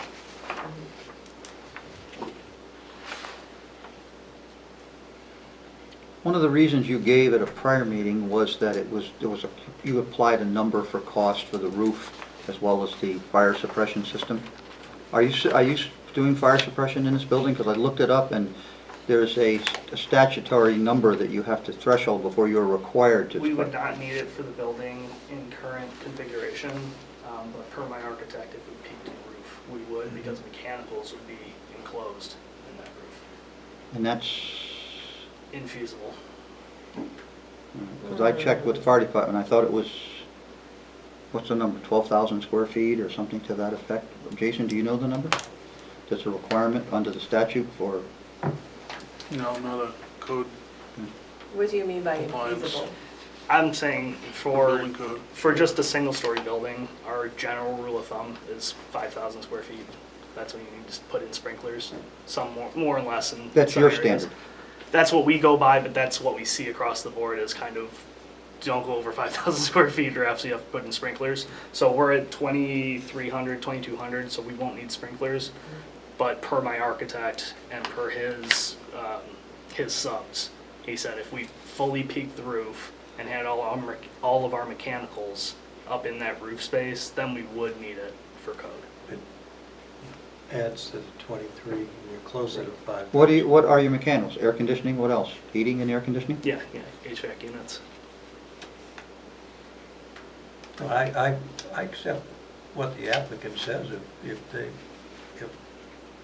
all the utilities are enclosed, they need sprinkler system in there. Sure. Doesn't mean it can't be done. Barbara, do you have any comment on this? I'm not a fan of the building. I understand that from the street, and I think I talked about this. I missed the hearing when you came back with the revised hearing that Kimberly you chaired. I don't think I was here. I was out of town that night.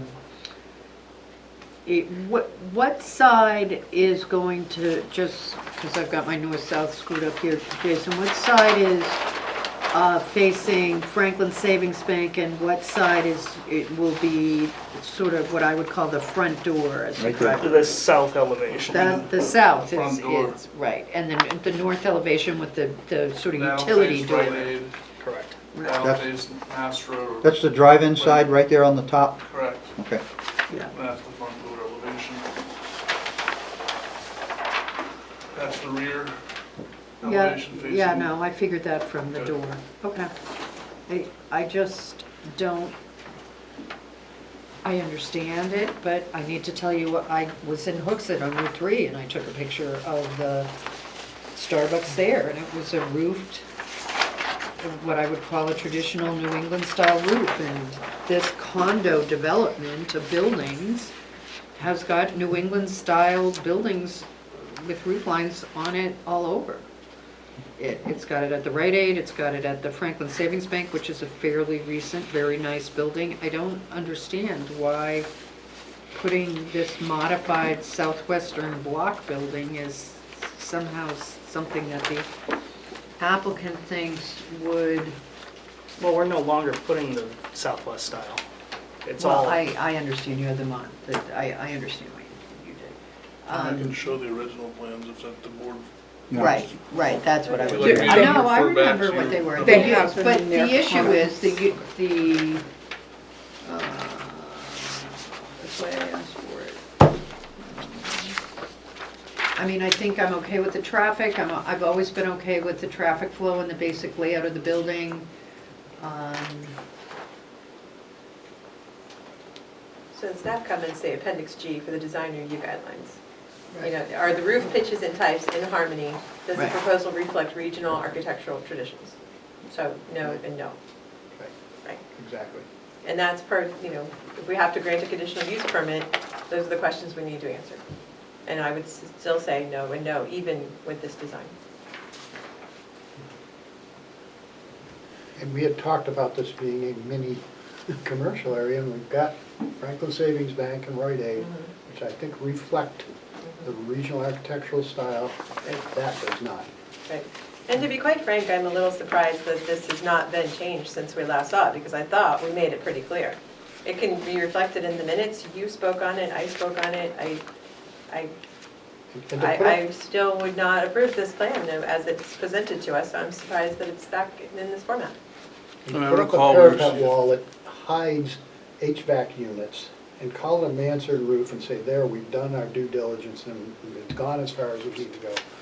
It doesn't do it for me, it doesn't come close. David? You presented a colorized sheet. Is that basically the color scheme?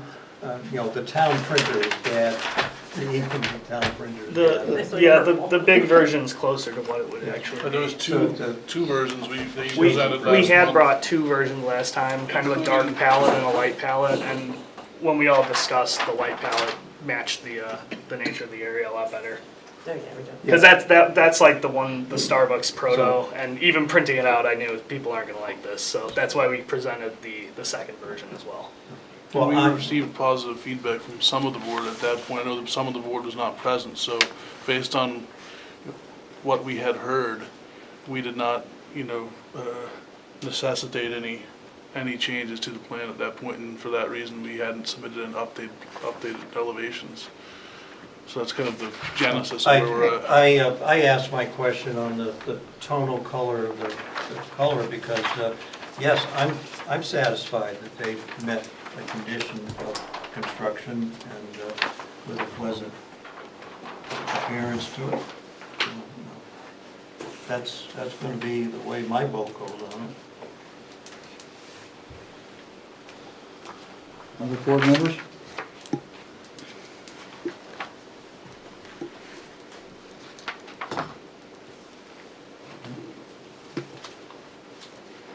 Going to take a vote on something here so we can see if we're moving forward with the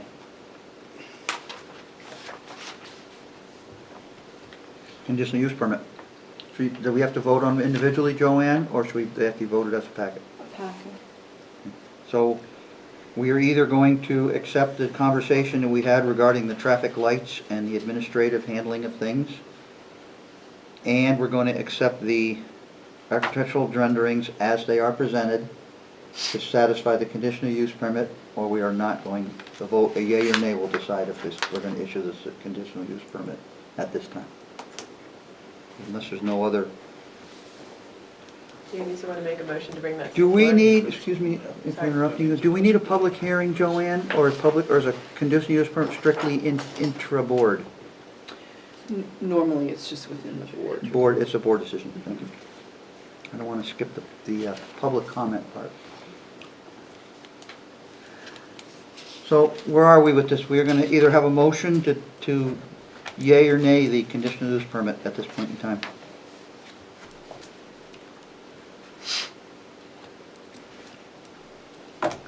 I can make a motion to deny the conditional use permit based on the lack of affirmative response for questions 3, is the roof pitches and types in harmony, and question 4, does the proposal reflect regional architectural traditions? I'll second that.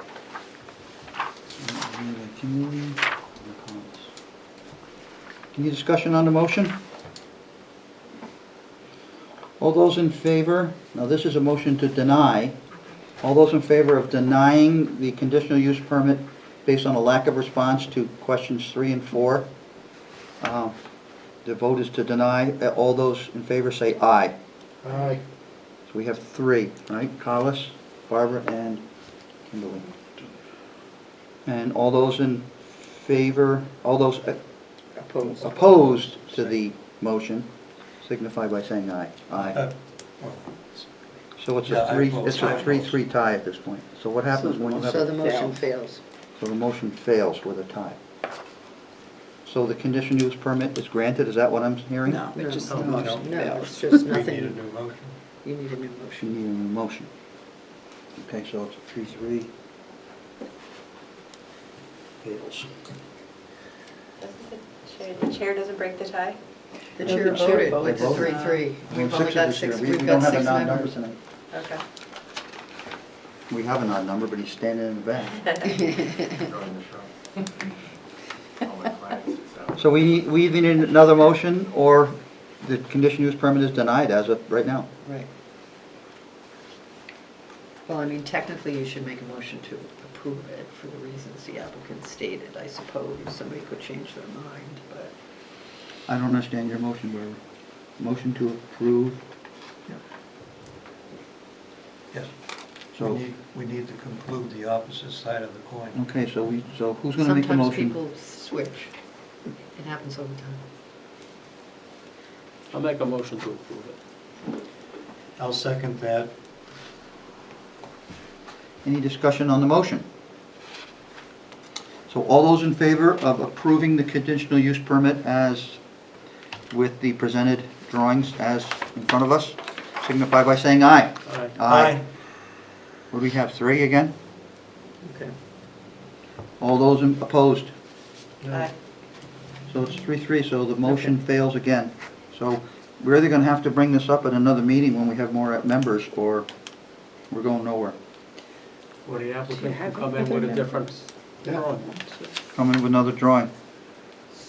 Or No. You don't have any alternates. Gail is an alternate. Yeah. And she's not here, and Karen's not here. I thought Karen was coming tonight. She told me she was. Okay. Something must have come up. No, I thought she was coming tonight. Would a motion to continue this to the 28th be appropriate? Well, we can't do anything until they either have a conditional use permit or not. Before you do that, I just want to mention this one other thing, and I'm not sure, they may have already taken care of it.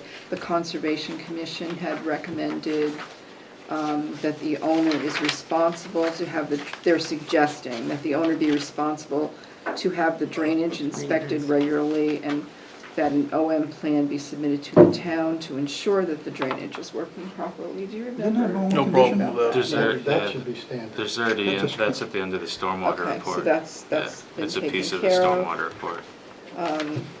And that was it. Joanne, what's the schedule like on the 28th if we were to consider this extended to the 28th? So we have 4 hearings scheduled. We have PSNH is coming back with the plan that you continued from tonight for the substation.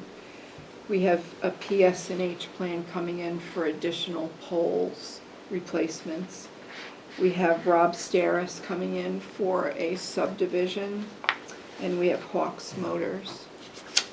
So you're saying it's rather going to be a lengthy meeting? Most Well, the likely. subdivision will probably be fairly short, because we're not gonna discuss and make decisions on a subdivision plan in one night. That's fairly large, so that would be a presentation and a continuance by itself. Where I'm heading, I think it is appropriate for, allow this to be continued to another date. And that allows the applicant, if they wish, they could bring back a modification, or if they don't, they can stand with what they've presented. But Okay. But before we do any motions, is the applicant willing to extend the 65-day clock a second time at this point? Well, what happens if I say no to that? Then you have to reapply, I Oh, guess. entirely? Well, they have to make No. a binding decision, It's- correct? So if the board doesn't act within the 65-day timeline, I believe that the applicant can then go to the select board, but I'd have to look that up. But I believe that's the process. Oh, that's a pretty big question for them to make a decision on, so let's figure it Do you out want to right give now. me a couple minutes? Certainly. We'll take a brief recess here at this meeting so that Joanne can check that decision out on the 65-day clock. But to clarify,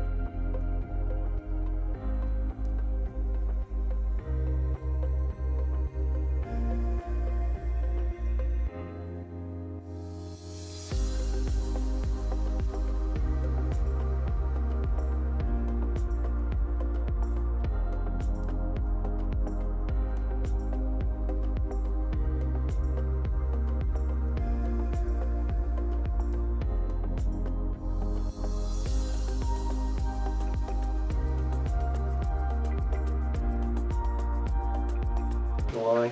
Second. Do you agree to that? Jason, do you agree to move to the 28th of July? I defer to my client. Where do you want this placed on the agenda? Is this are these conditional use permits the only thing I would just like to say, I sort of apologize to the applicant and to the board. I wasn't here at the meeting where I was here at the initial meeting when we didn't like it at all. I was not here at the meeting when you apparently came back. And I frankly looked at the packet and didn't see any architectural renderings, and since I wasn't at the prior meeting, I didn't have any idea. I saw it when I came in here tonight. So I just want to explain that I was a little surprised to not see a peaked roof over the drive-through window or over the front, which is why I asked which side of the drawings are going to be there on your right as you drive through or on the Franklin Bank side, because those are the sides with the visibility, in my opinion, for the architectural style we're looking to comply with. I think from a height standpoint, you're only a butter to the rear are the housing units behind, and you're already at over or close to the second floor window on those. So the view from that end is not as important, and I think you have, Hannaford's on the other side? Rite Aid. Rite Aid. No, on the other side, on the back side. Yeah, Hannaford Brothers is on the other Hannaford's side. is on your north side, so the door and everything on that side, I was not that concerned about. But, I mean, I went to Hooksett and saw this peaked roof, and I actually thought that's what I was gonna be seeing, sort of over the drive-through. And I'm not an architect, I understand you're not wanting to enclose the roof because of the expense in the sprinkler system, but I was surprised to see the expanse that I know your logo was going on. It looked better, but not hugely different. So I was surprised. So I just wanted to say that because I don't know how people left the meeting with very different impressions. I did not attend either. So I apologize. I don't miss very many meetings, and From an architectural standpoint, is there a combination that you could group your mechanicals near the rear of the building on a flat roof area that would be exposed to the air and have a portion of the... Not our... It's not, right, Yeah. they need to Yeah. design it and give it to us. It's not I'm our job just- to design it for them. No, but I'm just trying to find a compromise here. I don't know. You don't want That's to not our compromise? job. Oh, okay. No. Just so you know, Barbara, there was no architectural renderings included in the packet. And so when they showed it at the meeting that you were not here, they had a large copy like Jason just okay. showed, which one do you like better? And everyone went with the lighter color. But for this meeting, after we received everything, I was like, we need copies for the board to look at again, because they had only seen it that one time. So that's why the renderings were at your desk. Okay. I keep calling it a desk. I'm looking for a second for Dave's motion to continue this to 7:28. Second. You did? Okay, all those in favor of continuing this to 7:28, say aye. Aye. Aye, opposed, abstentions? This application is moved to 7:28. So where would you like this placed on the agenda, based on all I of those think it hearings? is, what do we generally start with, new business? We Or start old with business? old business. And it's got to be the first old business if there's no other. Well, old business. the other old business is the substation. Let's move them ahead of the substation, because the substation could be extensive. And my understanding is, and I know the applicant isn't going to want to hear this, if the motion for the conditional use permit as to the traffic had been, I would have voted in favor of it. The issue for me on that motion was the architectural study. So the architectural rendering. So when this comes back, having resolved the traffic issue, We're only going to talk. it's the architectural issue. Yep. Conditional use permit, is that it for what this applicant needs from us? Was there anything else, Joanne, that was outstanding? Not with me, what about Scott? I had 2 or 3 very minor comments, and Jason and I have already corresponded to So to there get them literally straightened is out. nothing else, Yeah. having agreed on the 20% We contribution. will include those which comments as a condition. Yeah, I would but- assume with this extension that Jason can get us that stuff updated and I would assume that. Never assume anything. So, Never assume. You'll have a change on that condition on the 2-year CO. Yeah, I wrote it The down. 2-year, yeah, I have that. Yeah, I wrote it down also. That to you, Scott. Yeah, I mean, it was Drainage just stuff? those, yeah, the drainage stuff, they seem to already have worked out, and I Yep. think there was 2 drafting things. No, If you guys are all happy with each other at the meeting, let us know and then we can move right on. Okay, fellas, thank you for coming in. Thank you. Thanks for your time. All right, Joanne, our next item is a new business item. It is map 38, lot 117, proposed lot 117-3, asking for a waiver. Could you explain what's going on? Yes, so this is the property on the corner of Elm and Maple. Let me just get my notes out here. And a few weeks ago, there was an approval to do a 2-lot subdivision, and that the board did approve that request. And the applicant would like to, or has made a request to ask for a waiver for the NFPA requirements, even if it were to be a 2-family or greater, because of the size of the property and the proximity to the roadway. There are staff comments on here from police, DPW, and fire that they believe that they cannot answer that question because they haven't seen a plan of, what's proposed, and that they would prefer to wait until something comes in with a definite proposal. My comments are the opposite, that I feel that based on the area within the buildable area, they can only go as far back as 150 feet, and so I feel that there's not enough room to meet the requirements for the NFPA standards. So I think these lots are on the road, and I don't think it matters whether it doesn't seem to make any difference because the fire truck will probably never go in there. It's too close to the road. But that's just my comments. The other departments feel differently. Jim?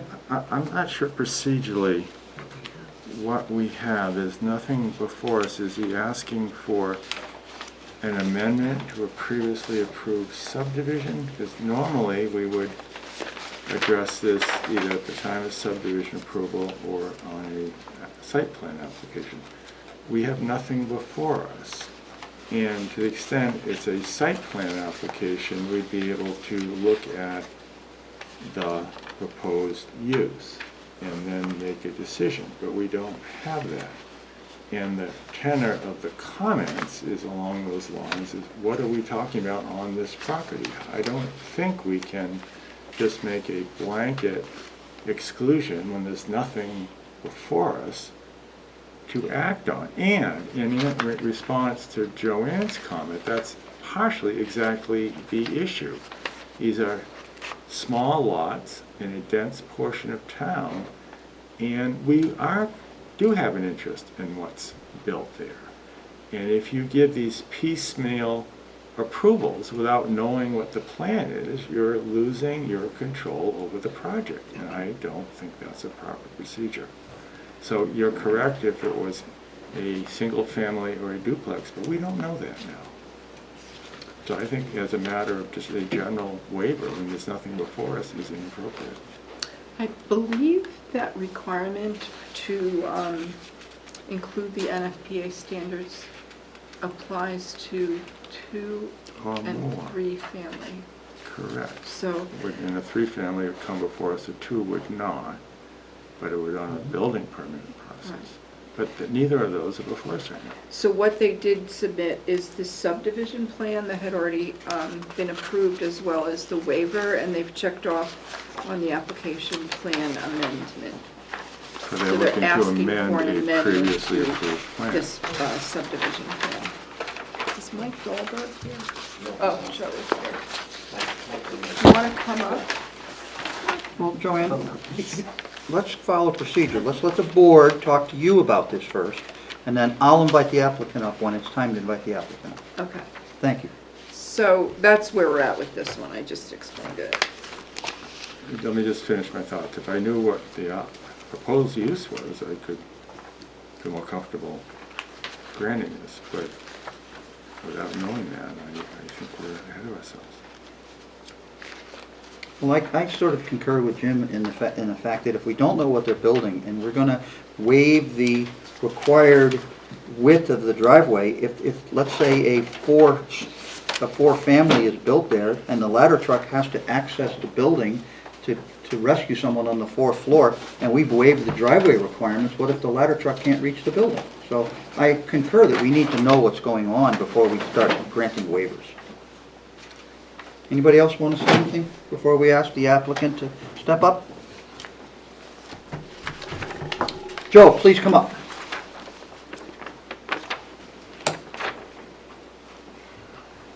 Joe Boschman of Falcon Heights Properties. I just wanted to say that I was embarrassed at the meeting that this was approved at, because the person that prepared the application for me was supposed to have this waiver request in that subdivision application, so I do apologize for having to be back in front of you. The only other thing I was going to say was, it's not actually an NFPA standard here that we're talking about. It's the development regs. It's its own thing. It has nothing to do with NFPA. Okay, thank you. And it says 2 or 3 units. And my expression to the person that prepared the waiver was that it should be just for a 2-family. So it would be limited to a 2-family only. The waiver would only be for a 2-family. So if something else is, if you decided to request something larger, that waiver would be null and void? That is correct. Okay. It would only be limited to just a 2-family. So if I could just read from that section, it says driveways / private roads serving 2 or 3 dwelling units, no matter their lengths, shall be the same as those for driveways with lengths over 300 feet, which is the requirements for NFPA. They just sort of coincide, can't they? So how do we proceed if, does the application for this waiver mention that it is being limited to a 2-family house anywhere in the application?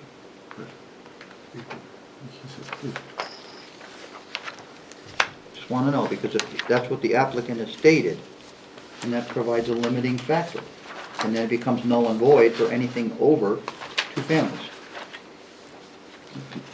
The waiver form does not refer to that. Okay. Jim? But in Joe's defense, we have accepted amendments presented at the hearing to a waiver, and then our recorded as such? Yeah, would say that, so Okay. I can accept that. Okay, I just was trying to cover the bases. And I guess this is speaking to the other side. If this had come before us, a 2-family doesn't come before us, so it would be appropriate if you said this is for a 2-family only for us to have considered it at the time of subdivision, as opposed to a matter that would come before us at site plan. So it's a little different posture than with Joe's amendment than what was before us a few minutes ago. And I think it's fair for us to consider that. Barbara, do you have your hand up? Pass.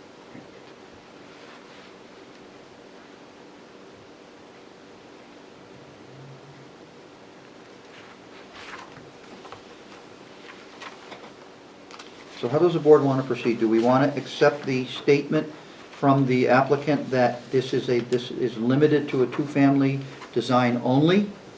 And if anything changes beyond a 2-family design, then it becomes null and void, and then further applications will be required to accommodate any other buildings that may be proposed for the site. That would that be stated as a condition? Yeah. Yeah, and Joanne, did you happen to get that? Limited to 2-family only, and Should a larger, Have to come back. should anything other than 2-family be proposed, this waiver would be null and void, and applications would be required for further development. okay. So because typically waivers are not recorded. This plan right now is what's recorded. And didn't I- You want a document, Did I sign that plan already? I believe so, I believe I yes. did. Well, you can do an amended plan. How do you want to handle that? Do you want to just have an amended plan with that note added to it? Yeah, you gotta create a public record. Okay. If you're gonna have this, if you're gonna pass it, it's a no. We haven't done it yet. Okay. So an amended plan would be required, You need to have that which condition. just adds in that additional condition. Correct, if you're gonna do that, So that would be a single page, Jim, to yeah. the You plan? can do an amendment to a plan, but it has to be something recorded under the Recorded. statute that Okay. have your conditions. Just procedurally, I want to understand. Okay.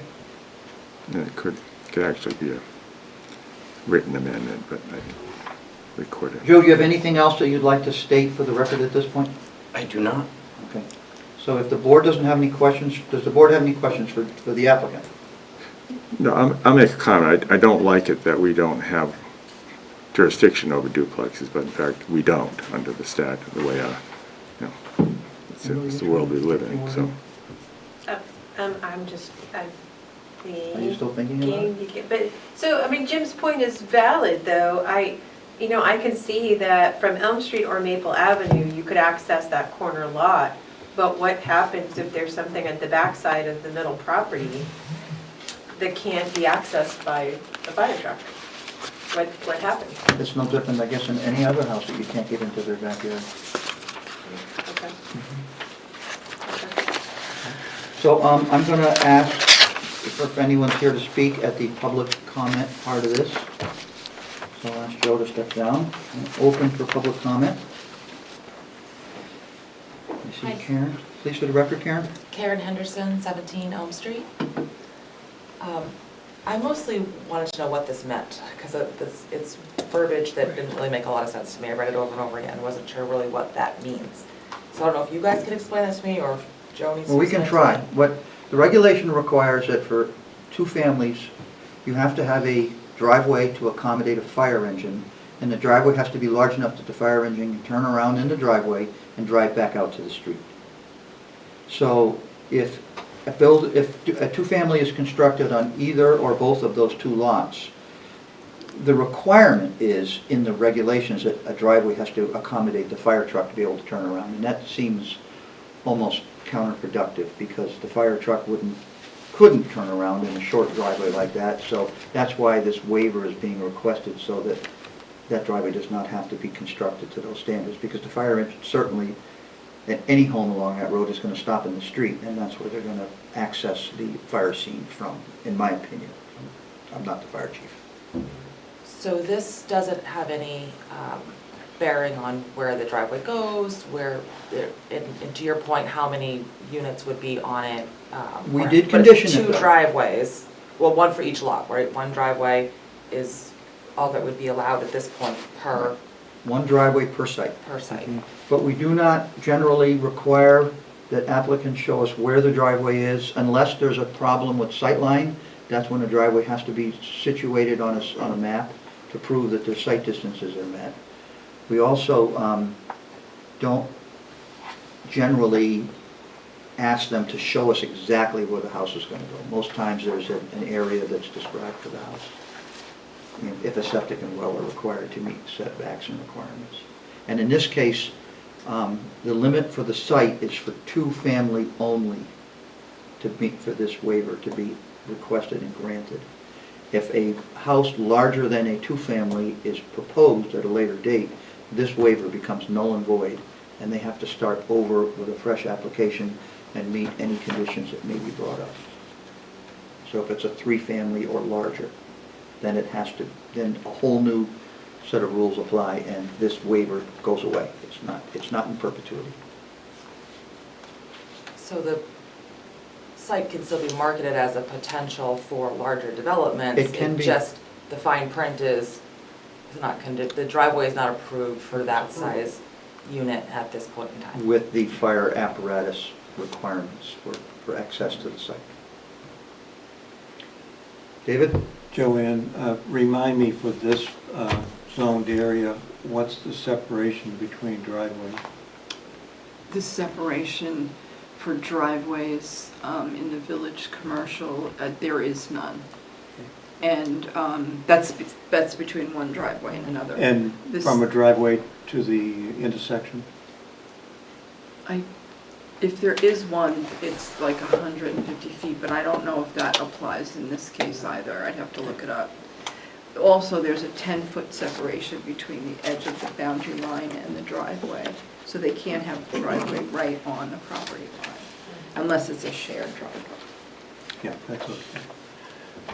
Thank you. I wanted that in the record. And they do have to Because our apply. drawings do show a proposed driveway. And they still would need to apply for driveway permits and get it approved by DPW. Yeah, Public Works issues driveway permits, no less. Yeah, it's proposed driveway, I didn't see that, I apologize. Okay,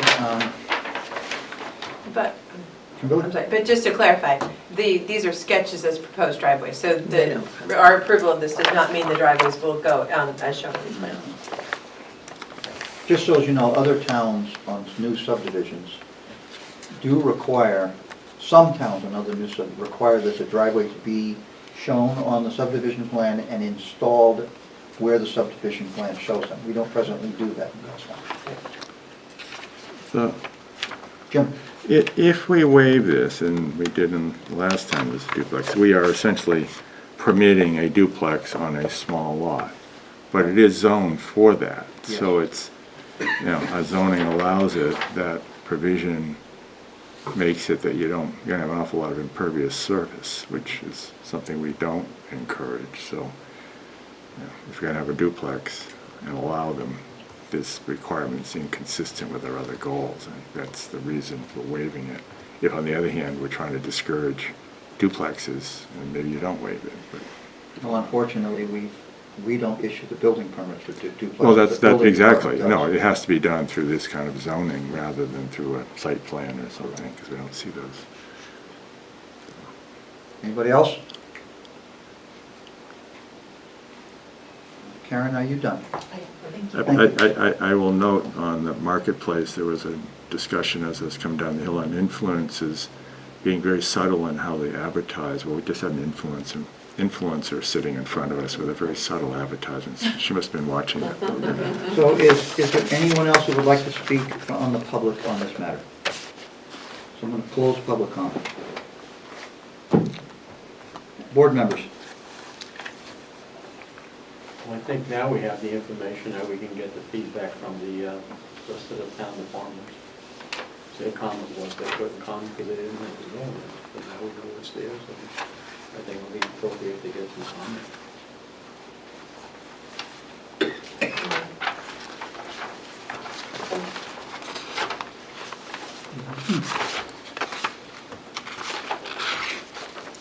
I wonder if. I can comment right now if we're going to. Go ahead, let's hear what DPW can. I leave it up to the board at this point. It's really the fire department's call, so I don't recall what their comment was on the previous one that came up like this, but I know the board's decision was kind of done off the lot size and added impervious. I guess the other situation we're at the water surface conservation area, and so it's a little different, but I don't see how you really fit these on these lots, so I think that was kind of Joanne's point. Right? You're just turning these small lots into pavement at that point. Well, because one of the things you would need is the minimum width would need to be 16 feet, including the shoulders. Then you have to have clear fire access 20 feet on each side. And then you need a turning radii, a minimum of 25 feet on the inside curve. And Basically paved over the whole thing. And the T's like 45 feet out from the center of the driveway, I think is what the detail is. So it's a lot of pavement. If an applicant comes back with an 8-unit building for the property, which I don't know what's going to be, then it's another whole application and we have all the time to comment on it. Yeah. But we could consider the motion, grant a motion based on the fire department's lack of comment. I'm saying if they have no comment after they receive the information, then it could be, they don't have to have the applicant come back again.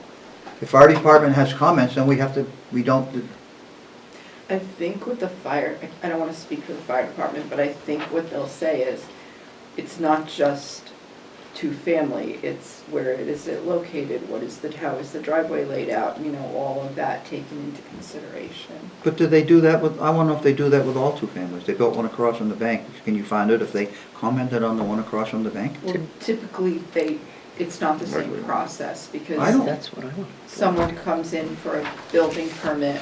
All right, I'm gonna leave it up to the board. What's the board want to do?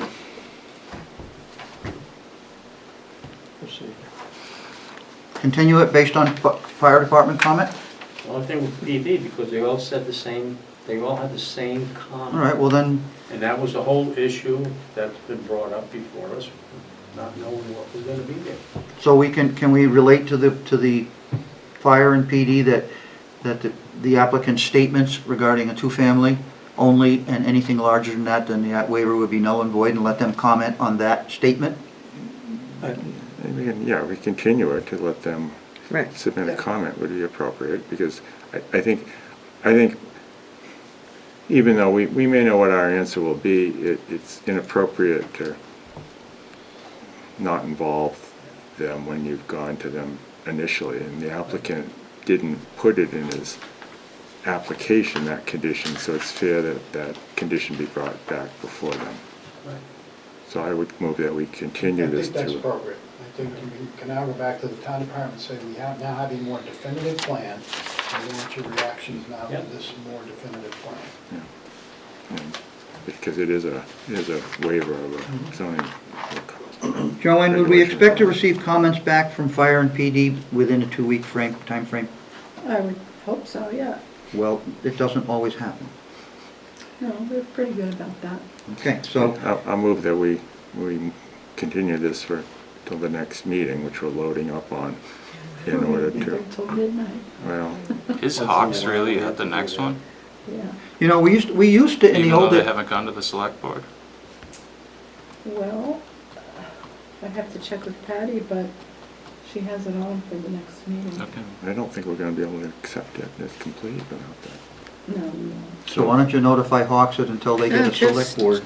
Just leave it and we'll see if Yeah. they do Anyway, it. and- I'm gonna move we continue this to the next meeting. I'll second it. Giving the fire and PD time to comment? Correct. I'll second Jim's motion. Yeah.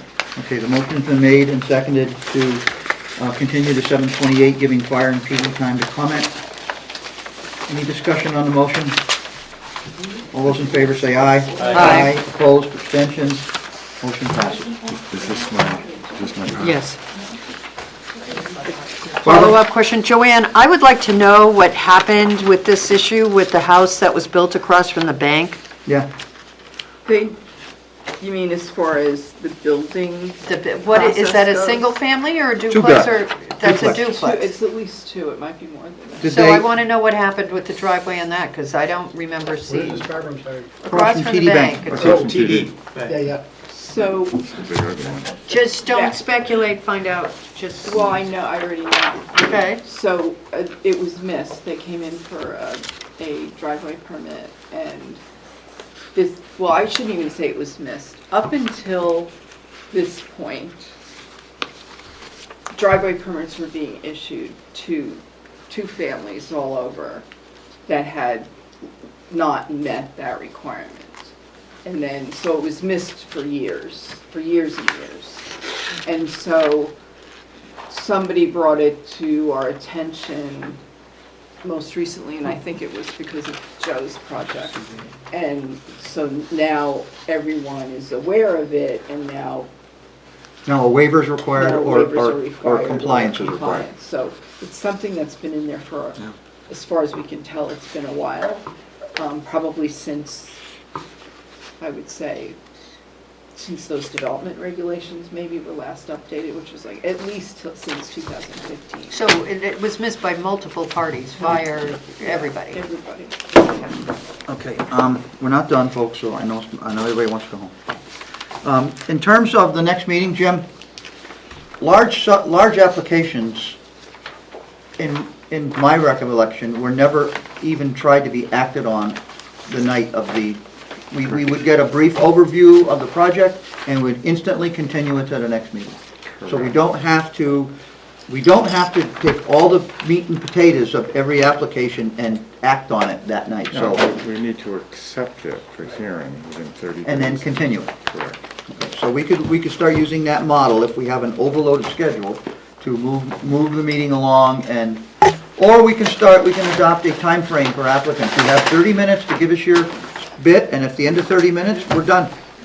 Or we can change our regs so that whether or not an application is complete is a Yes. little more stringent, so we're not faced with applications that staff do not feel are complete. So does board members want to make comment to Joanne at this time about the application that has to go in front of the Board of Selectmen prior to coming here? I'm not sure it's appropriate. It's not for us It's to not comment. appropriate? I don't think so, no. Fine. Motion to adjourn.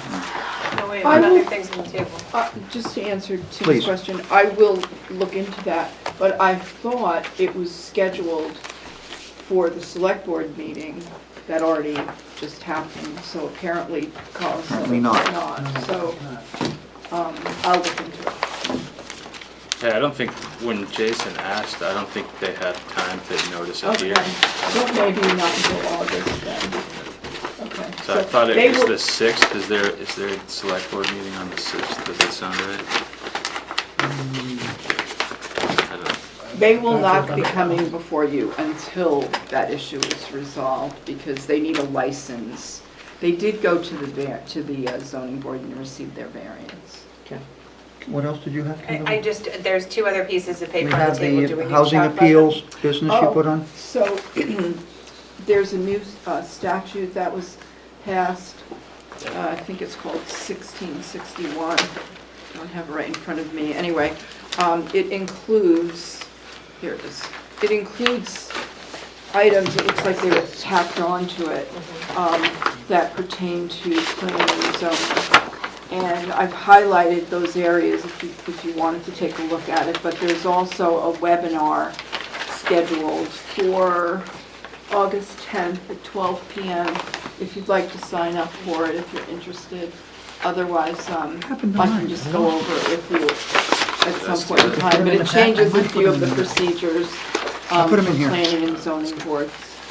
And one of them is, as I was saying earlier, before the Thanks, Scott. meeting started, all of the fees, when an application is submitted, if all of the fees that we will be charging are not up on the website for them to see and know about, then the fees will be automatically waived.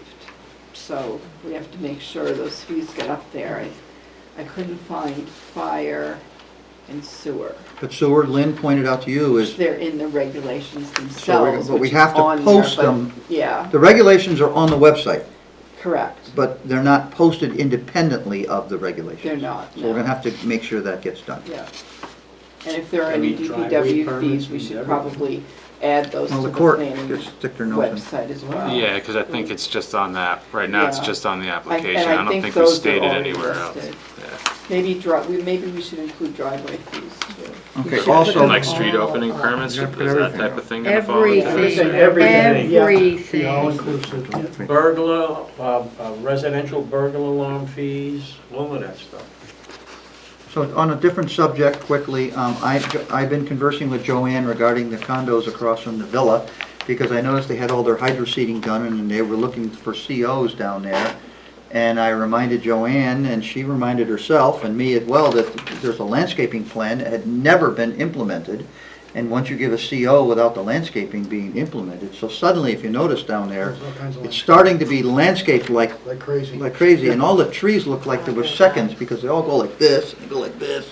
I hope they're gonna grow straight someday, but we do have a warranty on those, on that landscaping down There's there. nothing in there that says the trees have to be. No, there isn't, but Scott has been diligent, I had a conversation with him, he's checking the caliper and the designation for the planting area. I had him So, on the phone for about half an hour one day on the way home from Portsmouth. yeah, they were 49 trees short when we did our count, and I drove through the site today and was told the last of the trees were going in today, so they're gonna get recounted next week. Did they blame it on a supply chain issue? They did. They said they couldn't dig the trees out of the ground because of the weather. From New Jersey. Yeah, so I'm That's not where sure they're what coming weather from. stops. In your old neighborhood. Can I please say something? The reality is, there are a lot of developments that are having issue with these deliveries, and it's not the digging itself, it's the labor and the Oh, okay. trucking.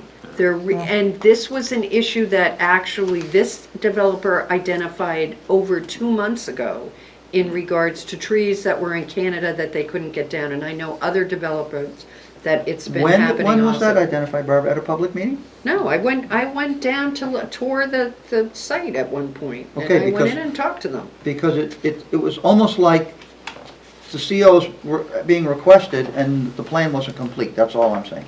Well, that And it and was normally 2 when. months ago that I Well, looked normally, at- don't they come in and ask for a bond so they can bond the work and get their COs and then it'll be done later? That's a normal That's usually procedure.